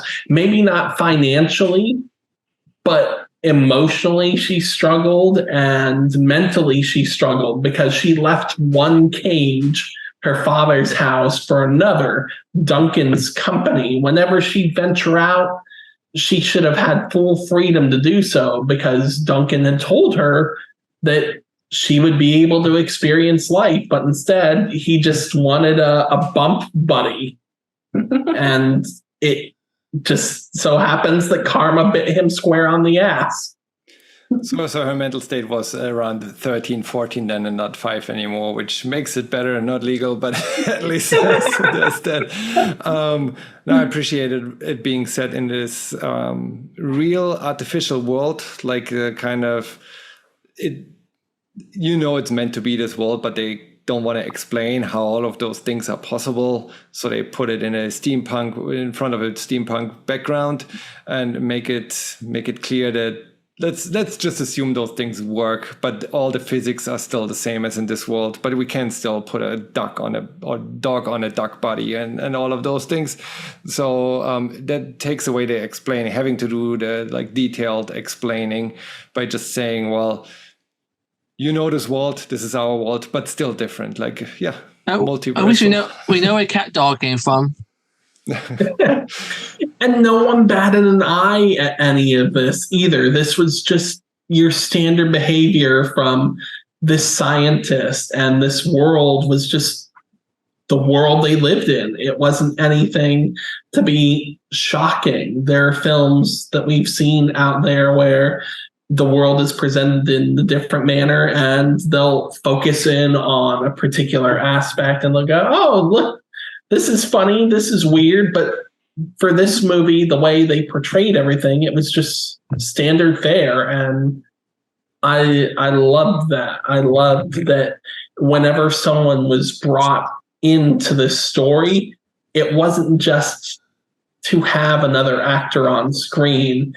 every interaction Bella has, especially in those earlier moments, helps enhance her understanding and grows her experience with the world to form the adult version of herself. And that's why from like the emancipation aspect, I think this one was way more interesting than Barbie. It's way too artsy for the masses. So that's why we have a Barbie movie that's successful instead of everyone going crazy for this version. But I think it's also more, even though it's set in a fake artificial world, a different world with regards to the development and her emancipation, her coming of age, her character arc, it's way more realistic and kind of plotted in an ideal way, right? Like everyone wishes for a person to develop the way she did, to have an outcome like her, where she can think for herself, make her own decisions, be confident enough that she can stand up for those decisions, push back on things that she doesn't like. While in the beginning, she was put in the cage of God, because she was not mentally ready to make her own decisions later on when the mother's husband comes back and puts her in the same cage. She has the confidence and strength to push back and say no, and stand up for herself. So with regards to her character arc, that's the ideal case. The plot line is separate from the story. Whether that's ideal for everyone is a different story. But with regards to just her progression, I think it shows an ideal emancipation even better than any of the other movies. Yeah, and it's a good comparison to see like her whole story and then going backwards to when she did have a husband, like his abusiveness, his behavior.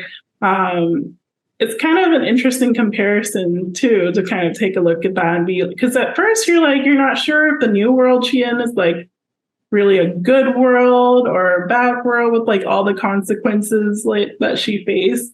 But then in the end, you're like, yeah, like her outcome was way better in this like new, weird, kind of messed up world than it was where she was before, kind of a thing too.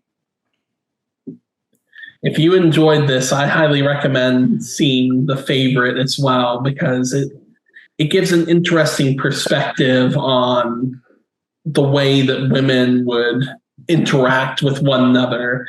It's another one of those films that could be set in the present were it not for a significant historical figure involved in that film. With this one, I enjoyed it even more because every time there's an action, there's a reaction. And even though the consequences weren't always positive, instead of trying to brush aside the blame or the responsibility, Bella's embraced it and found a way to conquer things in a woman's world that were, and still are, to a certain extent, insurmountable in society.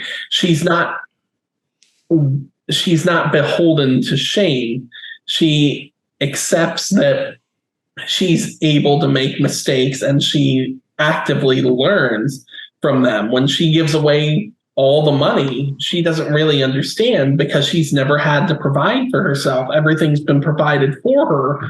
Why that angers Duncan so poorly. So she tries to make amends in his mind, the most horrific fashion, but she sees it as just an exchange of service for payment.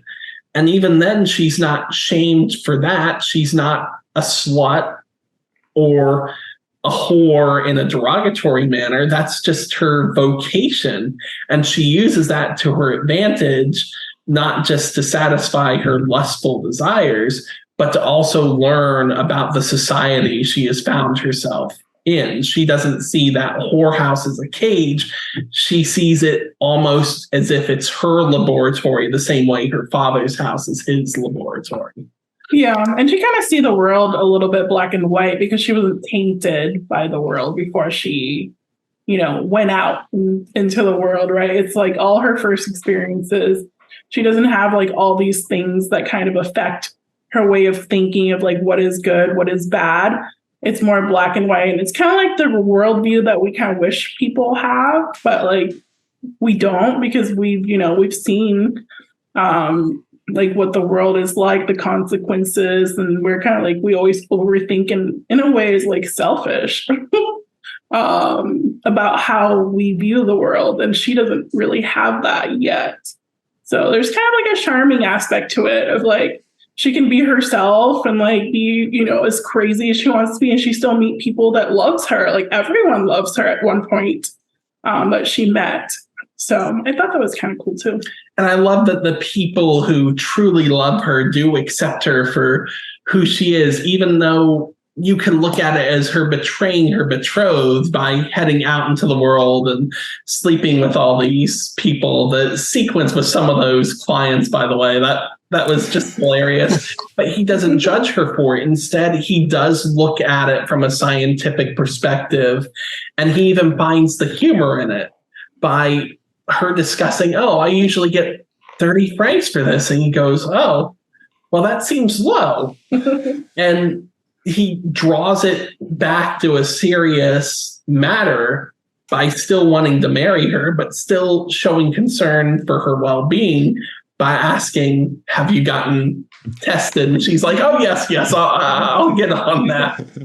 It really meshes well with the fact that Duncan tried to show his love by taking her away from this cage, but what he really wanted was just another pet. Whereas her father, who at first may have wanted to keep her in this cage for his own selfish scientific needs, actually grew as a character and did grow to genuinely love her. Yeah, and that's one of the few that I can see. Like, I would want to see like the continuation of her life. Like, it's one of the few that I feel could keep going, in my opinion. Instead of coming of age, it's a coming of, I don't know, midlife. Like probably talk about that perspective on the world in the Holdovers, where you have a middle-aged man coming of second half of your life. But now she goes out and conducts her own experiments, kind of what she's been taught. Like, that's the world she knows. That's how she grows up under God. And she uses that knowledge and then goes out and does her own experiments in her way. But it's when I said Barbie to me is like 20, 30 years too late. It feels like this movie is not, because the aspects that are like discussed here aren't really like, everyone knows there shouldn't be discrimination against women. There's still a basic understanding of the shame, like, and it's not specific to women, but yes, it is more applied to women in general, working with the shame aspect of having that to control someone's behavior, of having that being used for selfish reasons. And that is still very much, the topics in Barbie are still applied as well, but that is also not questioned enough. Like, this is something that is done daily by many and not really called out. And it's not it's still stigmatized to call that out. While the topics in Barbie, no one should have a problem of calling that stuff out. The criticism that Poor Things has in society,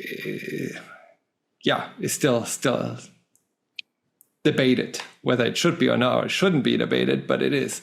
And that therefore it is more a movie of this time that addresses current issues with the process of emancipation. Yeah, and I really hope they win the costume thing. I thought the costume was way cool. That movie. I wish they had a little bit more budget, because some of the backgrounds did look kind of fake. Looking like a playset, some of it a little bit. Yeah, playset, or like an old PlayStation game from like, that was 20 years behind, I guess. But I'd rather have the CGI 20 years behind than the story. Yeah. Alexander Payne directed The Holdovers, starring Paul Giamatti as Paul Dominic Sessa in his first ever role as Angus Tully. And the movie is set in the 1970-1971 winter story about coming of age again, overcoming a midlife crisis and depression on Paul's side.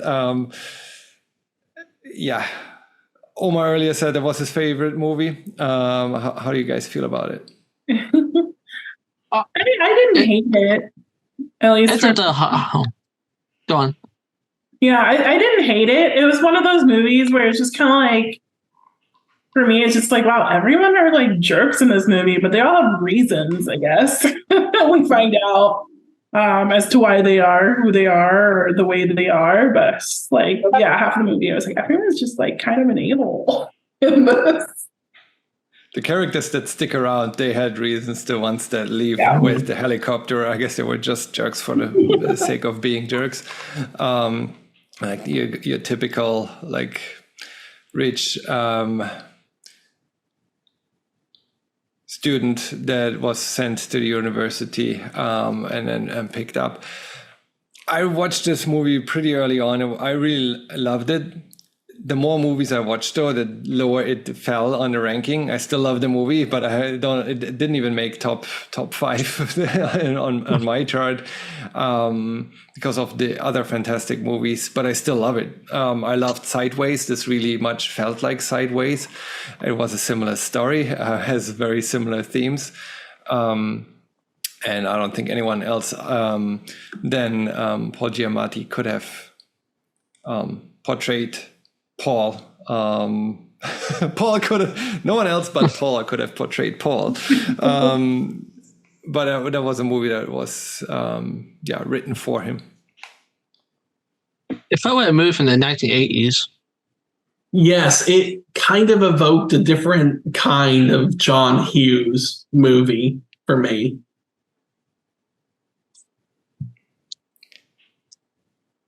So yeah, it's a classic coming of age for Angus Tully. It's the midlife crisis for Paul. This movie is like a feeling more than the actual story itself. Again, we've seen the story told in many different ways. It's just a very unique way that you get with that combination or with Paul Giamatti. And again, similar to Sideways, it hits that nerve. Last year we had the Banshees of Inisherin, similar to When in Bruges. So you had that like copycat movie, but still better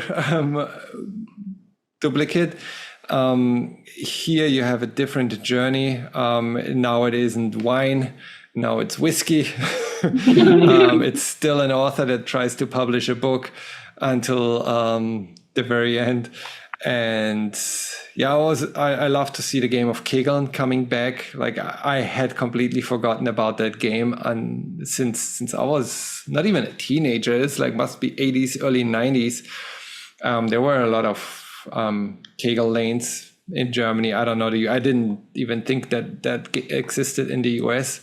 I guess bowling just got too big and that took over, but the smaller balls on a Kegel lane. I remember seeing that and I was like, that looks cool. Yeah, I remember that. I suck at bowling. I was like, maybe I'd be better at that. When I was 8, 9, 10 years old, that was basically every friend of mine's kid's birthday at a Kegel alley, and that was the theme. You would go out and Kegel, I guess, more friendly towards an 8, 9-year-old than a big bowling ball. So you have those little balls, but. Yeah, I didn't know there was a name for it. I just thought I was like, it's bowling with small balls. Like, what is happening here? It was huge. 70s Wii bowling. It looks like a lot of fun. I had no idea that was an activity that existed in the US as well as Europe. Yeah, it was huge in Germany. I remember my parents, they dropped us off at my grandparents' house for them to go with friends and go to the Kegel alley. So yeah, definitely brought back some memories. And the movie in general felt very nostalgic. Like, even though I've never been to the campus there, like had never been to a US university, but just the whole feeling. And it got even better in Boston. Like, just the whole winter vibe, how they bonded, they started bonding, addressing their issues that each of them had. I was a little bit upset when he didn't want to give Angus a beer, but then later I learned that he wasn't even 18 yet. So I was like, I think he was a 17-year-old. I was like, oh no, that makes sense. It's like, you were just being a dick before, not buying him a beer, but okay, he's 17 and now it makes sense. But yeah, overall, just good mood movie. I mean, good mood. The mood wasn't good, but like, to me, that's the kind of feel-good movie. I don't have to think too much and can enjoy it, lean back and enjoy. And I appreciated the movie. Yeah, it's a good storyline. The movie did all the heavy lifting for you instead of you having to. After all the other movies that people would watch, if they watched these in alphabetical order, this would be their time to just turn off their brain and feel mixed into the story itself. Yeah, brace for what's coming after. I don't know. Any other thoughts about the Holdovers? I will say each character has some great character developments. You felt for all the characters. Yeah. You did. Paul being unlucky in love in multiple ways, unlucky in his love of literature, unlucky in the love of being able to help others because he was blinded by his past trauma and experiences, which resulted in his depression, and unlucky in love in the romantic fashion as well, because he thought he was being brought to this party due to the other professor having a thing for him, when it turned out this whole time she was just seeing him as a friend because she had a boyfriend already. Yeah. And another one where the outcome for him was probably a good thing. It kind of forced him to leave his comfort, right? Like, it forced him to go after a goal that he's had, a dream that he's had for a long time that he just never did because he was comfortable where he was at. Even if he wasn't happy, he was like miserable there. And it came about as a sacrifice, him actually getting out of his own way to do something selfless for another person. Because you could see toward the beginning of the movie, while he thought he was doing the right thing by these students, in fact, he was causing the same kind of trauma he had undergone himself. So spending all this time with Angus and having to own up to his BS, he was willing to put himself on the chopping block, because not only would it help forge hopefully a positive path for Angus, but it would allow him to have no further excuses to just sulk. Sometimes the universe pushes you the right direction, and that's definitely one of those cases. Yeah. So now moving on to the happiest movie. It does have a happy family. It does have a happy family. The Zone of Interest, directed by Jonathan Glazer, starring Christian Friedel as Rudolf Höss, Sandra Hüller as his wife Hedwig. It's about a happy Nazi family living on the other side of the wall of Auschwitz. Yeah, so many thoughts. A day in the life of a Nazi. Basically was what that movie was. Summertime without Hitler somewhere in Germany. It's a movie. It was a very good looking movie. Yeah, it's a movie based on a book, and based on what I haven't read the novel, but based on what I've read, they cut all the bad stuff out of the novel and left all the good stuff in, or the good stuff, the stuff that makes this work, because there's one way to tell this story, which is only this way, and I can't think of any other way to tell this perspective. While in the novel they had like a love affair with someone in the camp tied in, which like, I know, did they? Yeah. were no inmates of Auschwitz shown in this movie, which I appreciated. Again, there's a whole controversy about Schindler's List, about it kind of not romanticizing, but in German there's a word like Holocaust kitsch. So the kitsch around it, like still Schindler's List being a powerful movie, but showing the outcomes that did not really happen. Like for most people, that was not the truth. You can't portray Holocaust in a way with like oh, there's still a happy ending. Yeah. Like, hey, at least some made it. It's like that should not be the underlying tone when you talk about the Holocaust. So I think showing their perspective without showing any inmates was the right decision for this movie. You get to see local residents in Poland, Polish people that were either forced into employment by the Nazis, and then on the other side at night helping out the inmates of Auschwitz by taking those, by putting food where they're working, kind of planting those things for them to assist them while still being forced to work for the Nazis during daytime.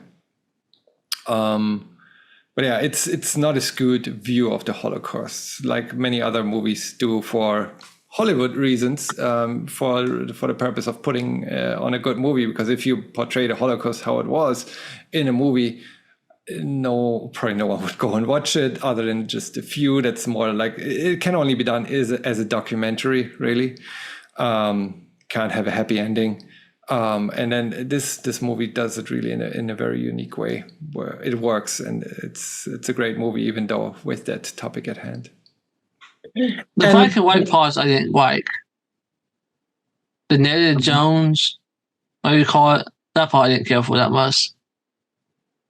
I thought it offered an interesting take on portraying that piece of the story. Anytime it wasn't focusing on the family members, it showed that black and white sequence so that you could have some sort of, in some cases, foreshadowing for events that were referenced later on, when that young girl who works with them is shown in black and white, and she's putting the apples into the area where the unfortunate people who would be executed later on are working. You don't really think anything of it, except it's clear foreshadowing as the movie progresses. And they talk about how two of the people behind the wall had to be disciplined due to fighting over an apple. That's where it really connects. And that's why those black and white sequences were relevant and important. I didn't even view those as black and white sequences. To me, that was night vision. Like it just to portray the night. They didn't want to make it too dark, because if you actually have a night scene without any artificial light, which wouldn't be there, like the moonlight wouldn't be strong enough, you can't show them placing apples in the mud. So that would definitely get lost on people. So they switched to night vision.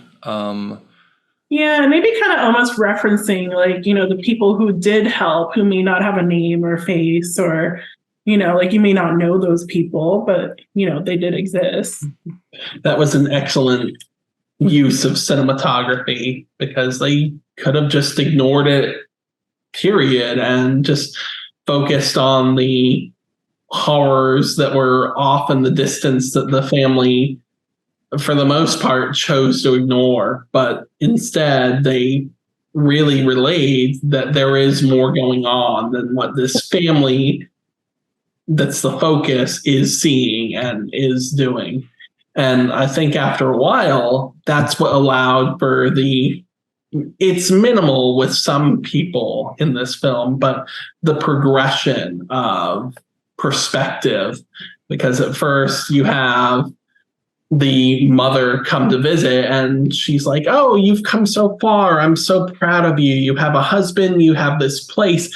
But the longer she stays there, she realizes, even though she jokes about what happened to the possessions of her neighbor who was Jewish, what has actually transpired not even 100 feet away from her. So she finally becomes disgusted with herself and what's going on.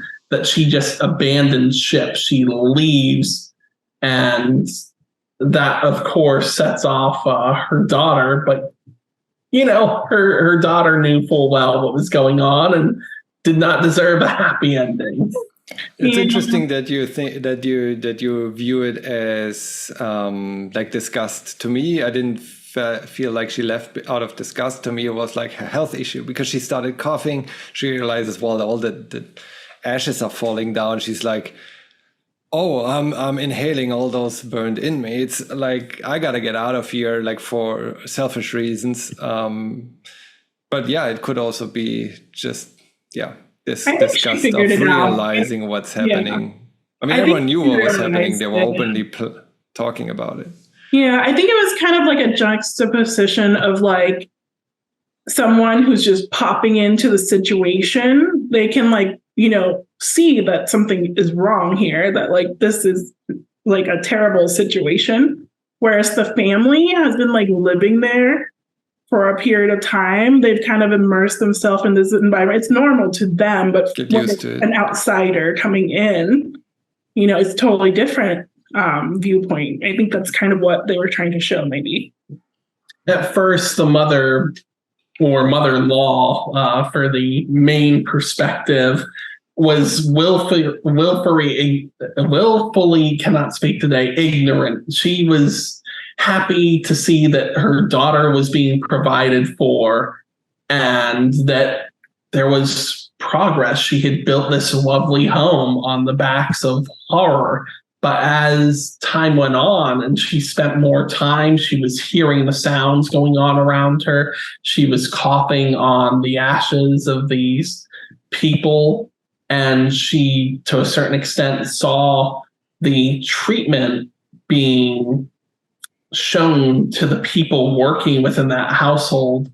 I can't say for sure that it was disgust that drove her away, but I get that feeling because of the fact that there was obviously no communication between her and her daughter. She just up and said, "Bye, Felicia, I'm done. I can't be here." At first, it was all fun and games. Ha ha, I wonder what happened to the possessions of my Jewish neighbor. Oh my Lord. But then am I breathing in she was my neighbor? Reality. So it hit too close to home for her. Yeah, that makes more sense. Without saying anything too. Like she realized it, but she still didn't say anything. She still, didn't say like this is wrong or whatever. She turned her back to it and left. Yeah, that supports your version, right? To me, when I watched it, I was like, oh, she's concerned about her health and leaves. She would have said something. She couldn't have said anything about her concerns about the treatment of those people because, then she would have ended up there herself. Like, it's not only Jews that ended up there, but also people that spoke controversial or criticized the Nazis. And if she had mentioned, especially in that household, anything that went against what they were doing behind the wall, there is a high chance that she would have been arrested herself. That's why she left without saying goodbye, not having to explain why she's leaving. 100%. And the way that the wife was willing to just outright threaten her health, it does not leave a single doubt in my mind that had her mother threatened her way of life, even just by having a mother-to-daughter talk, hey, this makes me uncomfortable. Why are you allowing this to go on? The daughter, to protect her way of life, would have had no problem ensuring that she wound up incinerated herself. She just, without any feeling or emotion beyond disgust that her mother has left, subtly and yet not so subtly implies that if there's another plate at the table that represents her mother's actions, she'll be incinerated and her ashes spread as well. Yeah, she was the only one in that family really that at no point had any remorse or any realization, because even the kids did at certain points. The husband did towards the end.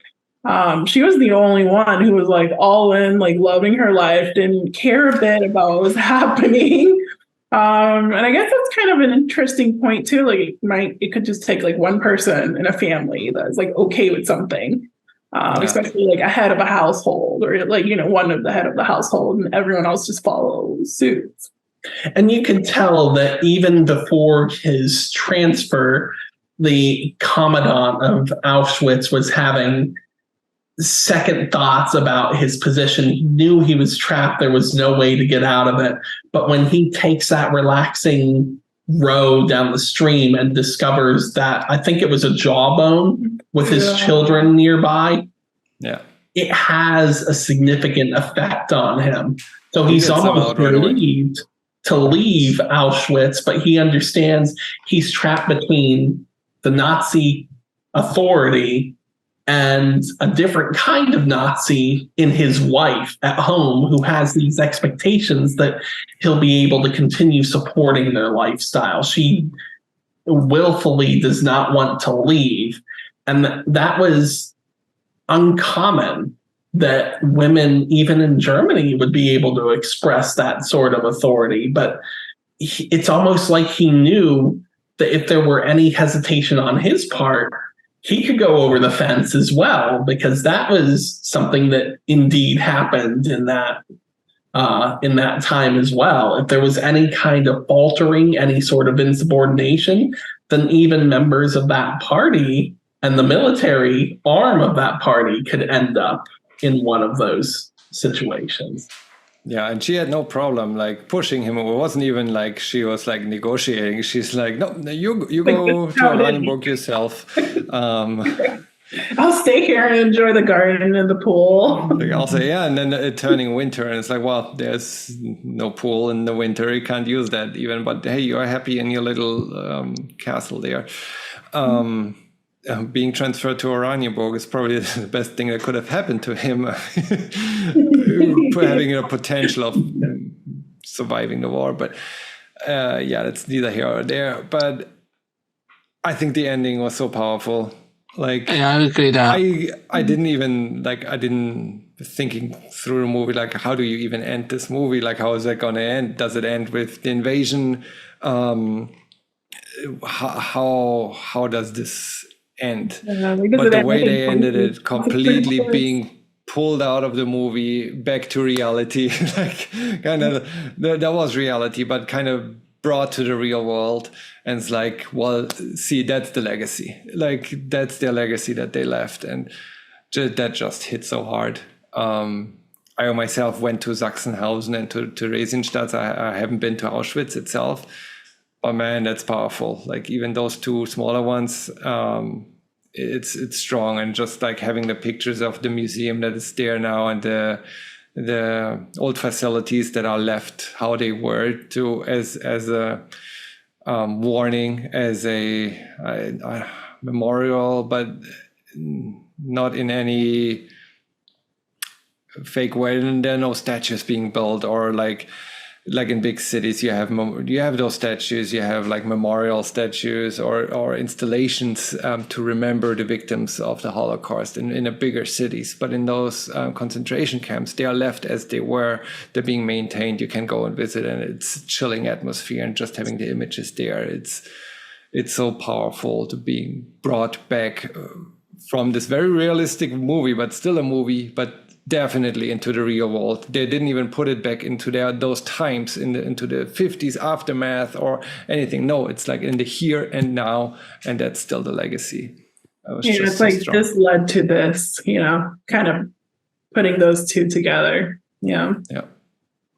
I would say this has created at this point a legacy of bucking the trends. They could have done what a normal Hollywood film does and shown, as you said, the aftermath. They could have had those white letters come across a black screen that tells you what happened to each one of these people in the aftermath. But no, they took the power away from these horrible people and showed what their true legacy had become, all this death and destruction and did not shy away from it. They didn't excuse it. They put it right in your face and had you sit with that feeling that you've got to learn from this, or it could actually happen again one day.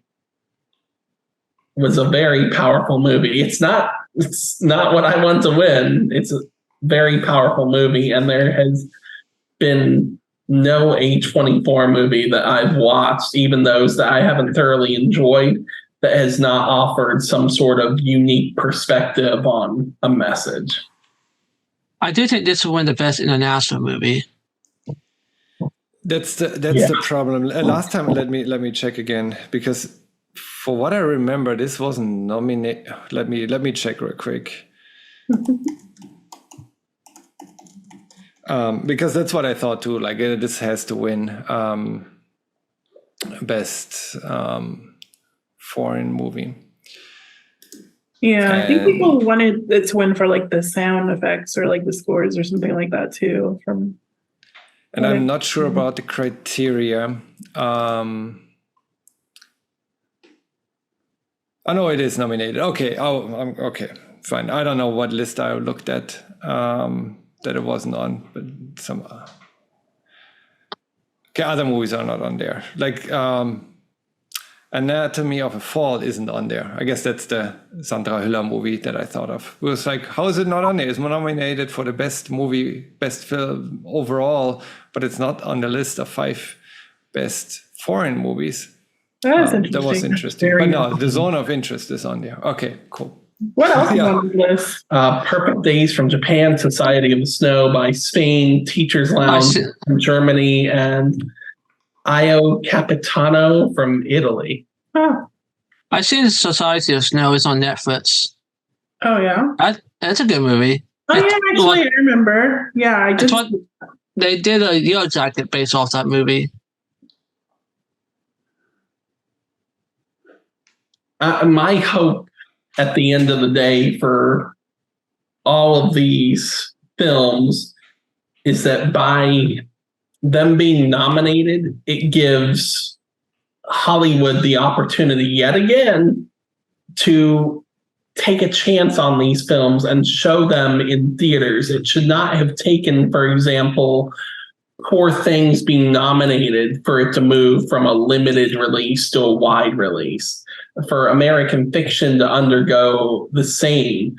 Hollywood's not running out of money. We need to once again get to the point where creativity and messages are celebrated and allow people to spend their $10 to $20 on a movie ticket and go see something that moves them. There's nothing wrong with action movies, romantic comedies, horror, what have you. But if people want something different, something new, then they should have that opportunity. And I think we're heading into the right direction there with the kind of movies that are nominated this year compared to last year, and then last year compared to the 2 years ago. Again, Top Gun should have never been nominated last year. This year, I feel okay with all 10 that are nominated, even though I would have probably replaced Anatomy of the Fall with I don't know, even everyone's raving around Godzilla -1. I haven't watched it yet because it's only available in at theaters and around me. There's no one that shows it, so I have to wait for it to come to streaming. I think eventually it will go to Max because HBO secured the rights sometime in April, but it's not there yet. I watched The Creator. It's not that great of a movie as some. I enjoyed that one. I enjoyed it, but for set design and to a certain extent for sound design, it deserved a nomination, but it is not Best Picture material. No, it's the last half an hour. It needs at least a little bit more time to develop story, because compared to Rogue One, even though this had an enjoyable story, it had a lot of tropes in it. You could take Maestro off and replace that with The Creator. I'm fine with that. I don't know. For that, it would have to relay a message or bigger meaning. And the way that it started, it could have gone that way into the AI human controversy. but in the end, it was just then action. The last half an hour was horrible. The decision making was just horrible. Like, how do they get from LA up to Nomad, back down to Asia within like a 10-minute time span, and then them, like the US Army not being able to catch up to them. Alfie pulling the mom out, but letting her on the field with the memory instead of either taking the memory stick or with her with it. Like with her, that doesn't make any sense. Like the last half an hour just ruined the movie. Still was 1.5 hours or 2 hours prior to that were great. I agree. Should have probably not replaced Anatomy of a Fall. And then you have the Marvel movies.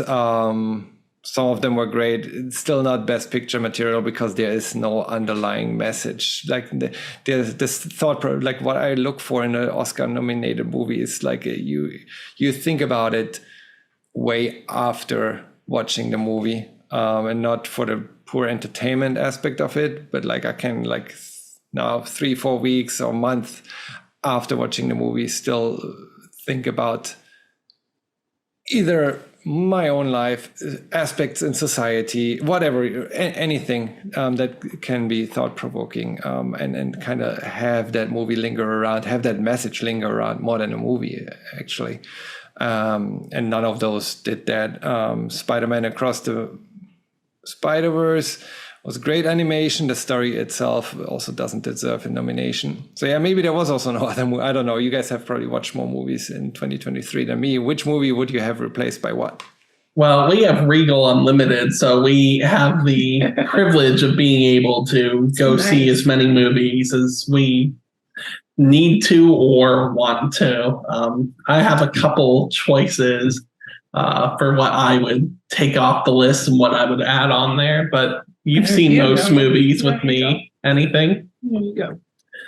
So to represent myself and brand, I certainly would have, not because it's a kaiju film, but because it is a film with a deeper message and mental health is one of my things. I would have put Godzilla -1 in place of Maestro because it's not really about Godzilla. He's just a symptom of a larger problem. It's called -1 because after World War II, Japan was at ground zero. They were below that, but they signify this is -1 because it's one step below the lowest path they can be on.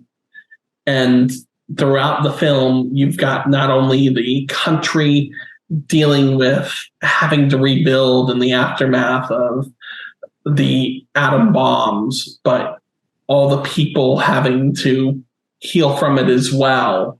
And the protagonist, I won't go into spoiler territory because you haven't seen it, but the protagonist, years after, even though he's found a way to rebuild from the life he originally had at the start of the film, he just can't accept that. He can't get out of his own way. And the film ends with him coming to the conclusion that he has to focus on what's in front of him, what's really important, or it's as if he's going to let his trauma consume him.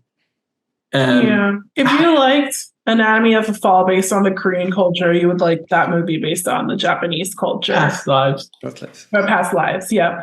Based on the culture. Watch Oppenheimer and then watch Godzilla. Because Oppenheimer is responsible for the creation of Godzilla. So it's almost like Oppenheimer is the prequel. I've seen a number of Godzilla films. The film produced in Japan prior to the Shin Godzilla is amazing. It was my top Godzilla film, even over Gojira, the original.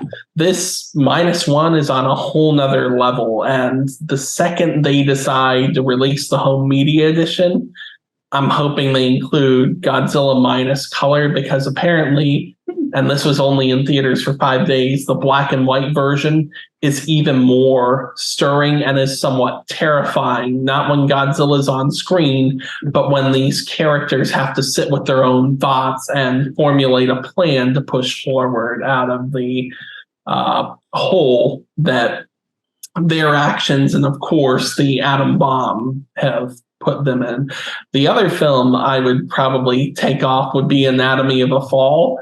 And partially out of my desire to see this genre respected, but again, due to my love of the focus on mental health, I would have liked to have seen A24's Talk to Me put on this list, because it deals with the aftermath of a loss of an important family member, and the remaining family members having to decide if they're going to move forward and heal from this tragedy, or if they're going to seek out darker desires in order to rectify this loss.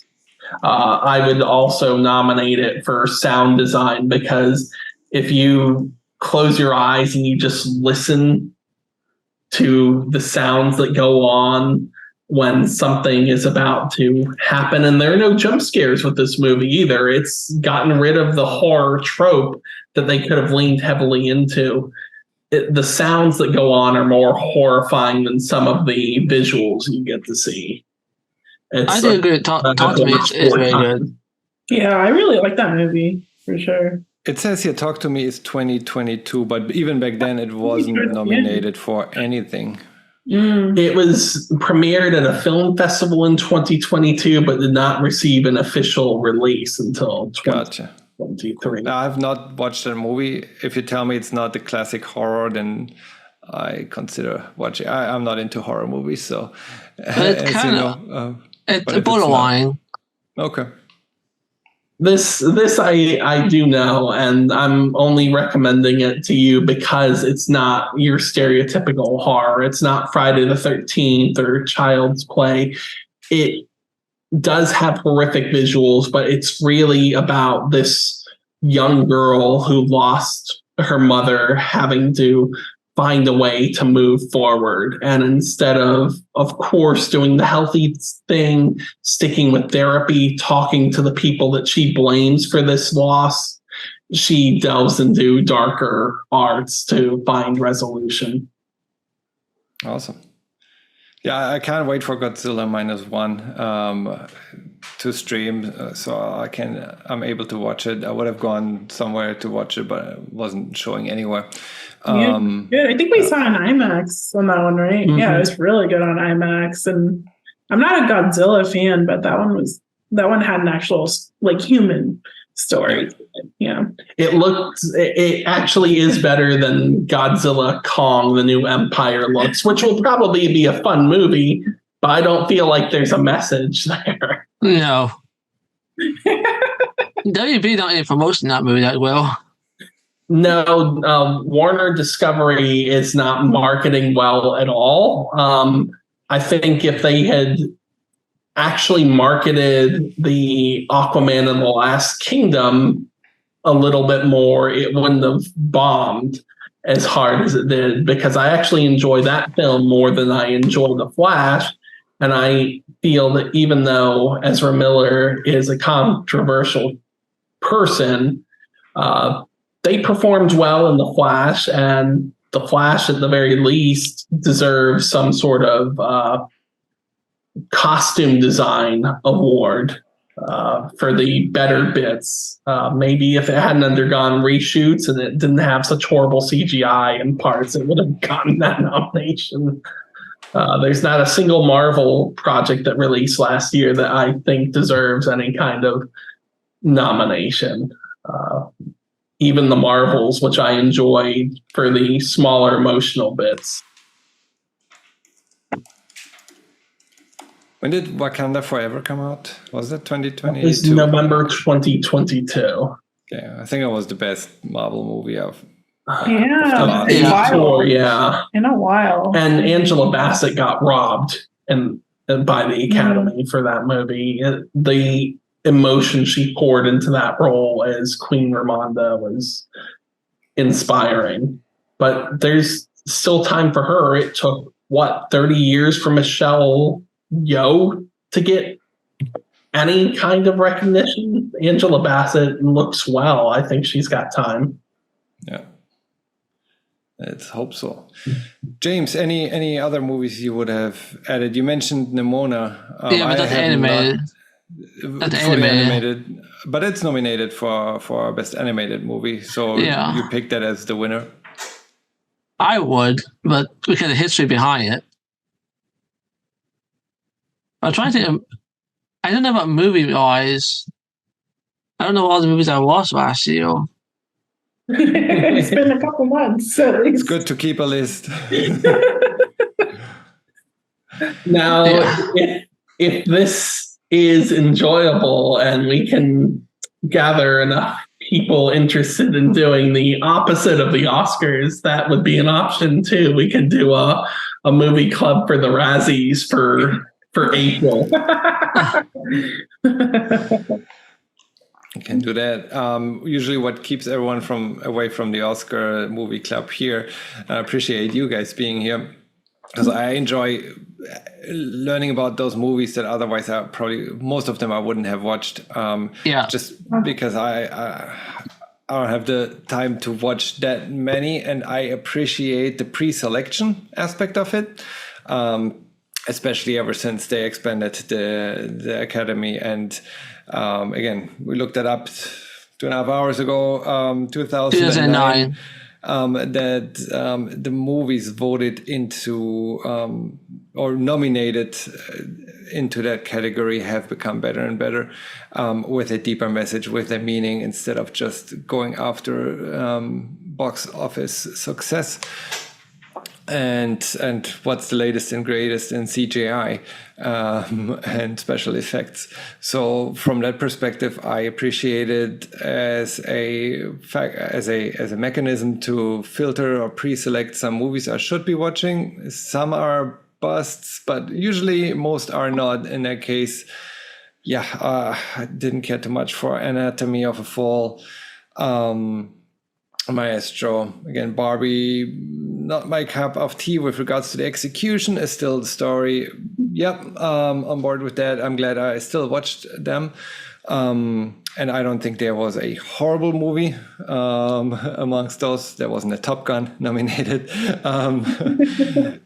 They didn't nominate the fourth Expendables movie, so you can be thankful for that as well. Did anybody watch that movie? I've watched it streaming. It did not get good reviews for theater, and I don't think Past Lives will win. There's no way it's gonna win. There's no way many of those won. Like, I don't think there is any way for any of those to win other than Killers of the Flower Moon, Oppenheimer, and Barbie. I don't think any of the other ones have a chance. I'm gonna say Oppenheimer 14.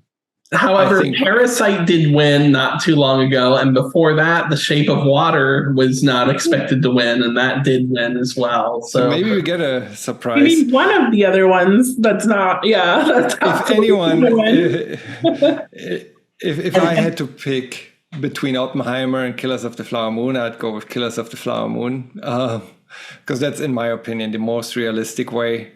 Of course, ideal scenario would be Past Lives. To me, again, you guys mentioned, remind me again, who do you actually want to win? Movies?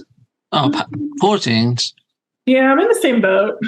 I like Poor things the best. So we have three to Maybe 1. That'll be the outlier. It's funny because last year we had an unanimous decision. I think it was everyone that watched Triangle of Sadness. I know you picked it, I picked it, Omar picked it. Obviously, it didn't win. It was completely snubbed in all other categories. They didn't even do the in memoriam properly, and like mentioned, I forgot her name. It was on Black Viking. Yeah, what her name was. Didn't mention one of the leads. They did in memoriam for Will Smith's career last year, and not for the Triangle of Sadness. I joke, but yes, that was a ridiculous snub. And Triangle for the movie to be good. Okay, Charlie Dean Kriek. I hope I pronounced it that right. Yeah, I wouldn't know twice today. Yeah. I think the first time I got right. No, I didn't. Charlie Jalby Dean Krieg. Unfortunately passed away before or after making this movie, before last year's Oscars. Never, I guess, got to see the movie being nominated, and then the movie was completely robbed on so many fronts, like for acting, for screenplay, for the movie itself. I think last year we picked Triangle of Sadness. So you guys we have 3 for Poor Things, me, Past Lives. So neither of those 2 will win. Everyone else within Variety, I guess, predicts Oppenheimer to win. Usually Golden Globes are a good indicator.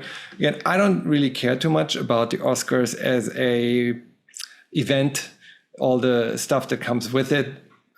I couldn't care less. Again, the only thing we put this, or I really challenged myself last year, and then you guys, James last year and this year, Steve and Lalida, thank you for joining, because it's more fun to do this as a group. I would have by myself probably never had the motivation to watch all 10. So that's how the idea got created a year ago. With some peer pressure, you might make it through all 10 within, I think last year we had 2 weeks time to watch 10 movies. This year we had a little bit more time, and watched some. You guys watched some movies prior to them being nominated as well. But I think for that, again, that's a great mechanism to find new movies that are worth watching. Again, I couldn't care less about the red carpet. One thing that does help, and I'm not sponsored by them, obviously, but out of all of the various theater chains, services to encourage you to come out to the theaters and see movies, the Regal Unlimited is the most worthwhile, because you spend $19 a month. You can go see, if you want to, the same movie multiple times in a single day. It's everything that years ago the Movie Pass service promised it would be. But not only do you get to see those movies in one theater, you can see them in any Regal cinema. And Regal, I really appreciate, has stepped up their game. I think it took Everything Everywhere all at once, exploding the way it did, for them and other chains to pull the heads and sticks out of their rear. But there is not a single movie that I've found that, even if it's a limited release, that Regal has not shown out of these nominees. And that's fantastic, because it really opened perspective. I'm about to send an email to Regal telling them where to send that check. But it's wonderful to have the opportunity, because we all enjoy the Hollywood tropes. It helps us escape our reality, but to have films in these past few years that have deeper meaning and messages given to you, it gives me hope that there are going to be actual cinephiles that come out of the shadows again and are able to create new features instead of what we've become accustomed to. Yeah, most of these really surprised me, honestly, by how much I really enjoyed them. Like you said, a lot of these I probably wouldn't have watched just like by watching the previews. So this was fun. Some of them I've never heard of too. Like it's not only that I wouldn't have watched, I didn't know they existed. Like I didn't know Past Lives existed, like up until a month ago. Mm-hmm.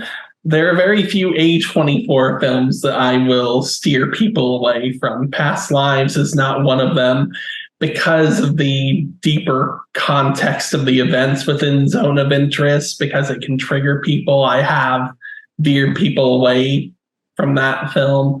But films like The Lighthouse, Talk to Me, and Everything Everywhere All at Once are recommendations that I hold pretty highly. Did they do the blackening? What's that, James? The blackening. The blackening. I saw The Blackening. It did not get nominated, as far as I'm aware. Okay, no, it's not A24. That's Lion Gate. I thought it No. might. Cocaine Bear also did not get nominated. That was a fun movie. Neither did Mithrigan.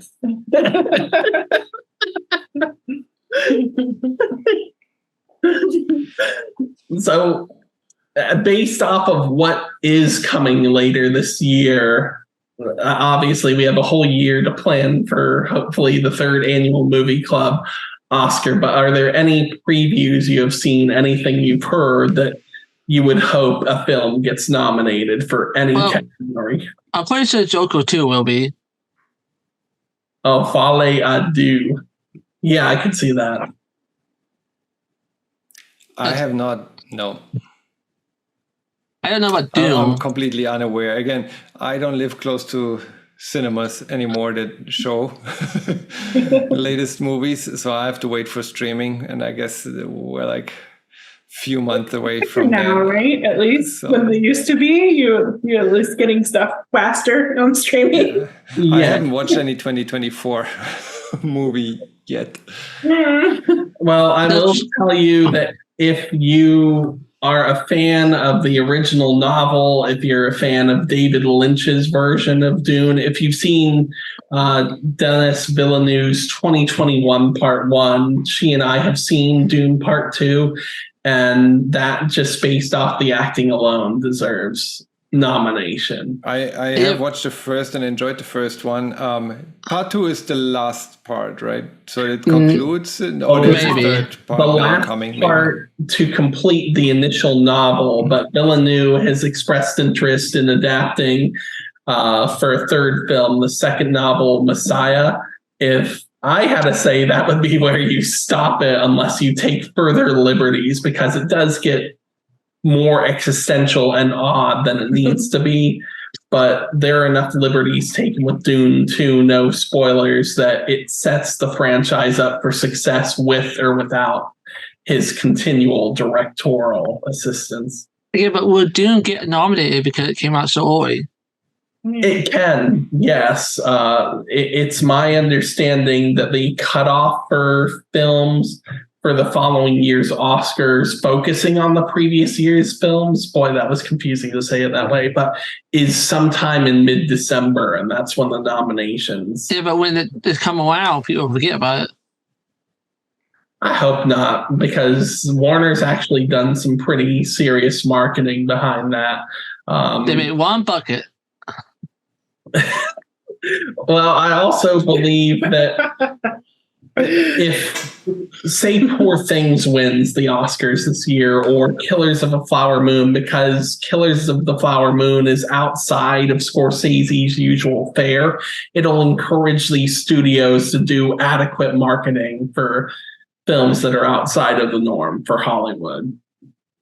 So it'll keep them fresh in memory. Even the streaming services now, what films are available from this particular category, have done a magnificent job of pointing people in the direction to watch them. The Holdovers and Oppenheimer both have had significant marketing even before their nominations as to when they would arrive on Peacock and once they arrive.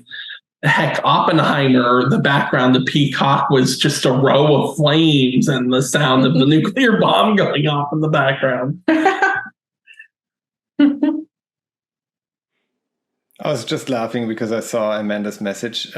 She said she Yeah, I seen forgot her nose piercing appointment was today. So next time we see her, she'll have a nose piercing. But that's why she Tomorrow couldn't night. join. Oh, that's awesome. Should respond real fast. What's your favorite? I think so. Omar and Amanda did a session, and I'll put the movies up here somewhere in the post editing. But I have that somewhere. So her favorite movie was Oppenheimer. Actually, that was top on her list. Second was Godzilla -1. Omar had them the other way around, Godzilla -1 on first, Oppenheimer on second. That being said, earlier you mentioned the Holdovers, which he had ranked fourth. So Not that I don't know. movie. He said. He changed his mind within the last Lord. few weeks. But yeah, I he had think Godzilla minus one. Oppenheimer too. Mhm. Oppenheimer, the creator, the Holdovers, John Wick 4, then Spider-Man, Oh, yeah, Mission John Wick Impossible, 4. Guardians of the Galaxy, still, and The Killer. The Killer was really good, but yeah, not Oscar worthy, I think. But yeah, that was his list. So he changed his mind, I guess, over the last few Totally weeks. forgot So about maybe John Wick. Amanda. That was March last year. That was a while ago. That was such a good movie. I love John Wick movies, so. Even though George Miller has been recognized in Hollywood for quite some time, to my knowledge, he has never won an Academy Award. If Furiosa is what Mad Max Fury Road was, I truly hope there's some kind of recognition for him or the film for next year's Oscar, because he does a lot of practical effects. He pours a lot of love and emotion into his films, and Furiosa just looks absolutely amazing. Yeah, I'm curious about that one, but I don't know. We'll see. I'm unsure. I'm not sure with that movie. Yeah, I'm like a little iffy with what has, been shown on the previews, but we'll see. Maybe the movie will be better than the preview. Final question: do any of you will you guys watch the Oscars on Sunday? Probably. It's new time too. What time? 7 o'clock EST, I think. I might have it playing. I don't know how much I'll be paying attention to it. I watch it live for a little bit typically, but if I grow bored with the presenters, then I just focus on the actual awards. But you can't beat Ryan Gosling finding new ways to present I'm Just Ken. Who's hosting, by the way? Jimmy Kimmel. Oh, that will be good. Okay, I might watch just for that. Yeah, I'll have it if I'm home. I'll have it on in the background because there's a lot of filler time usually, and lots of commercials. So I'll have it on and pay attention to the interesting parts, awaiting some controversy. Now, does your lady Torsen have a film that she would like to see win category? No, she's more into TV shows. I don't think she's watched that many movies. She watched Maestro. I don't think she liked it too much, but I asked her why out of all of those, why did you pick that one to watch? But I guess it was just, that was on Netflix, right? Like that was just available. For the sake of James, show her Poor Things. Not with your kids. No, not with the kids. No, I watched Poor Things and I made the mistake not to lower the blinds so the neighbors could see. So that's why my comment on Discord. I know it's not porn, but probably my neighbors think that it was. Yeah, you don't have the context. You'll get your neighbors coming over with a bottle of wine and their keys. Oh, it's that kind of household. No, there'll be a pineapple over. Awesome. I thank you guys for joining. I'll see you all hopefully next month when we start voting again on one single movie versus having to go through a marathon of 10. But it was fun. I enjoyed talking about all of those with you guys. And again, thank you for joining. Thanks for having us.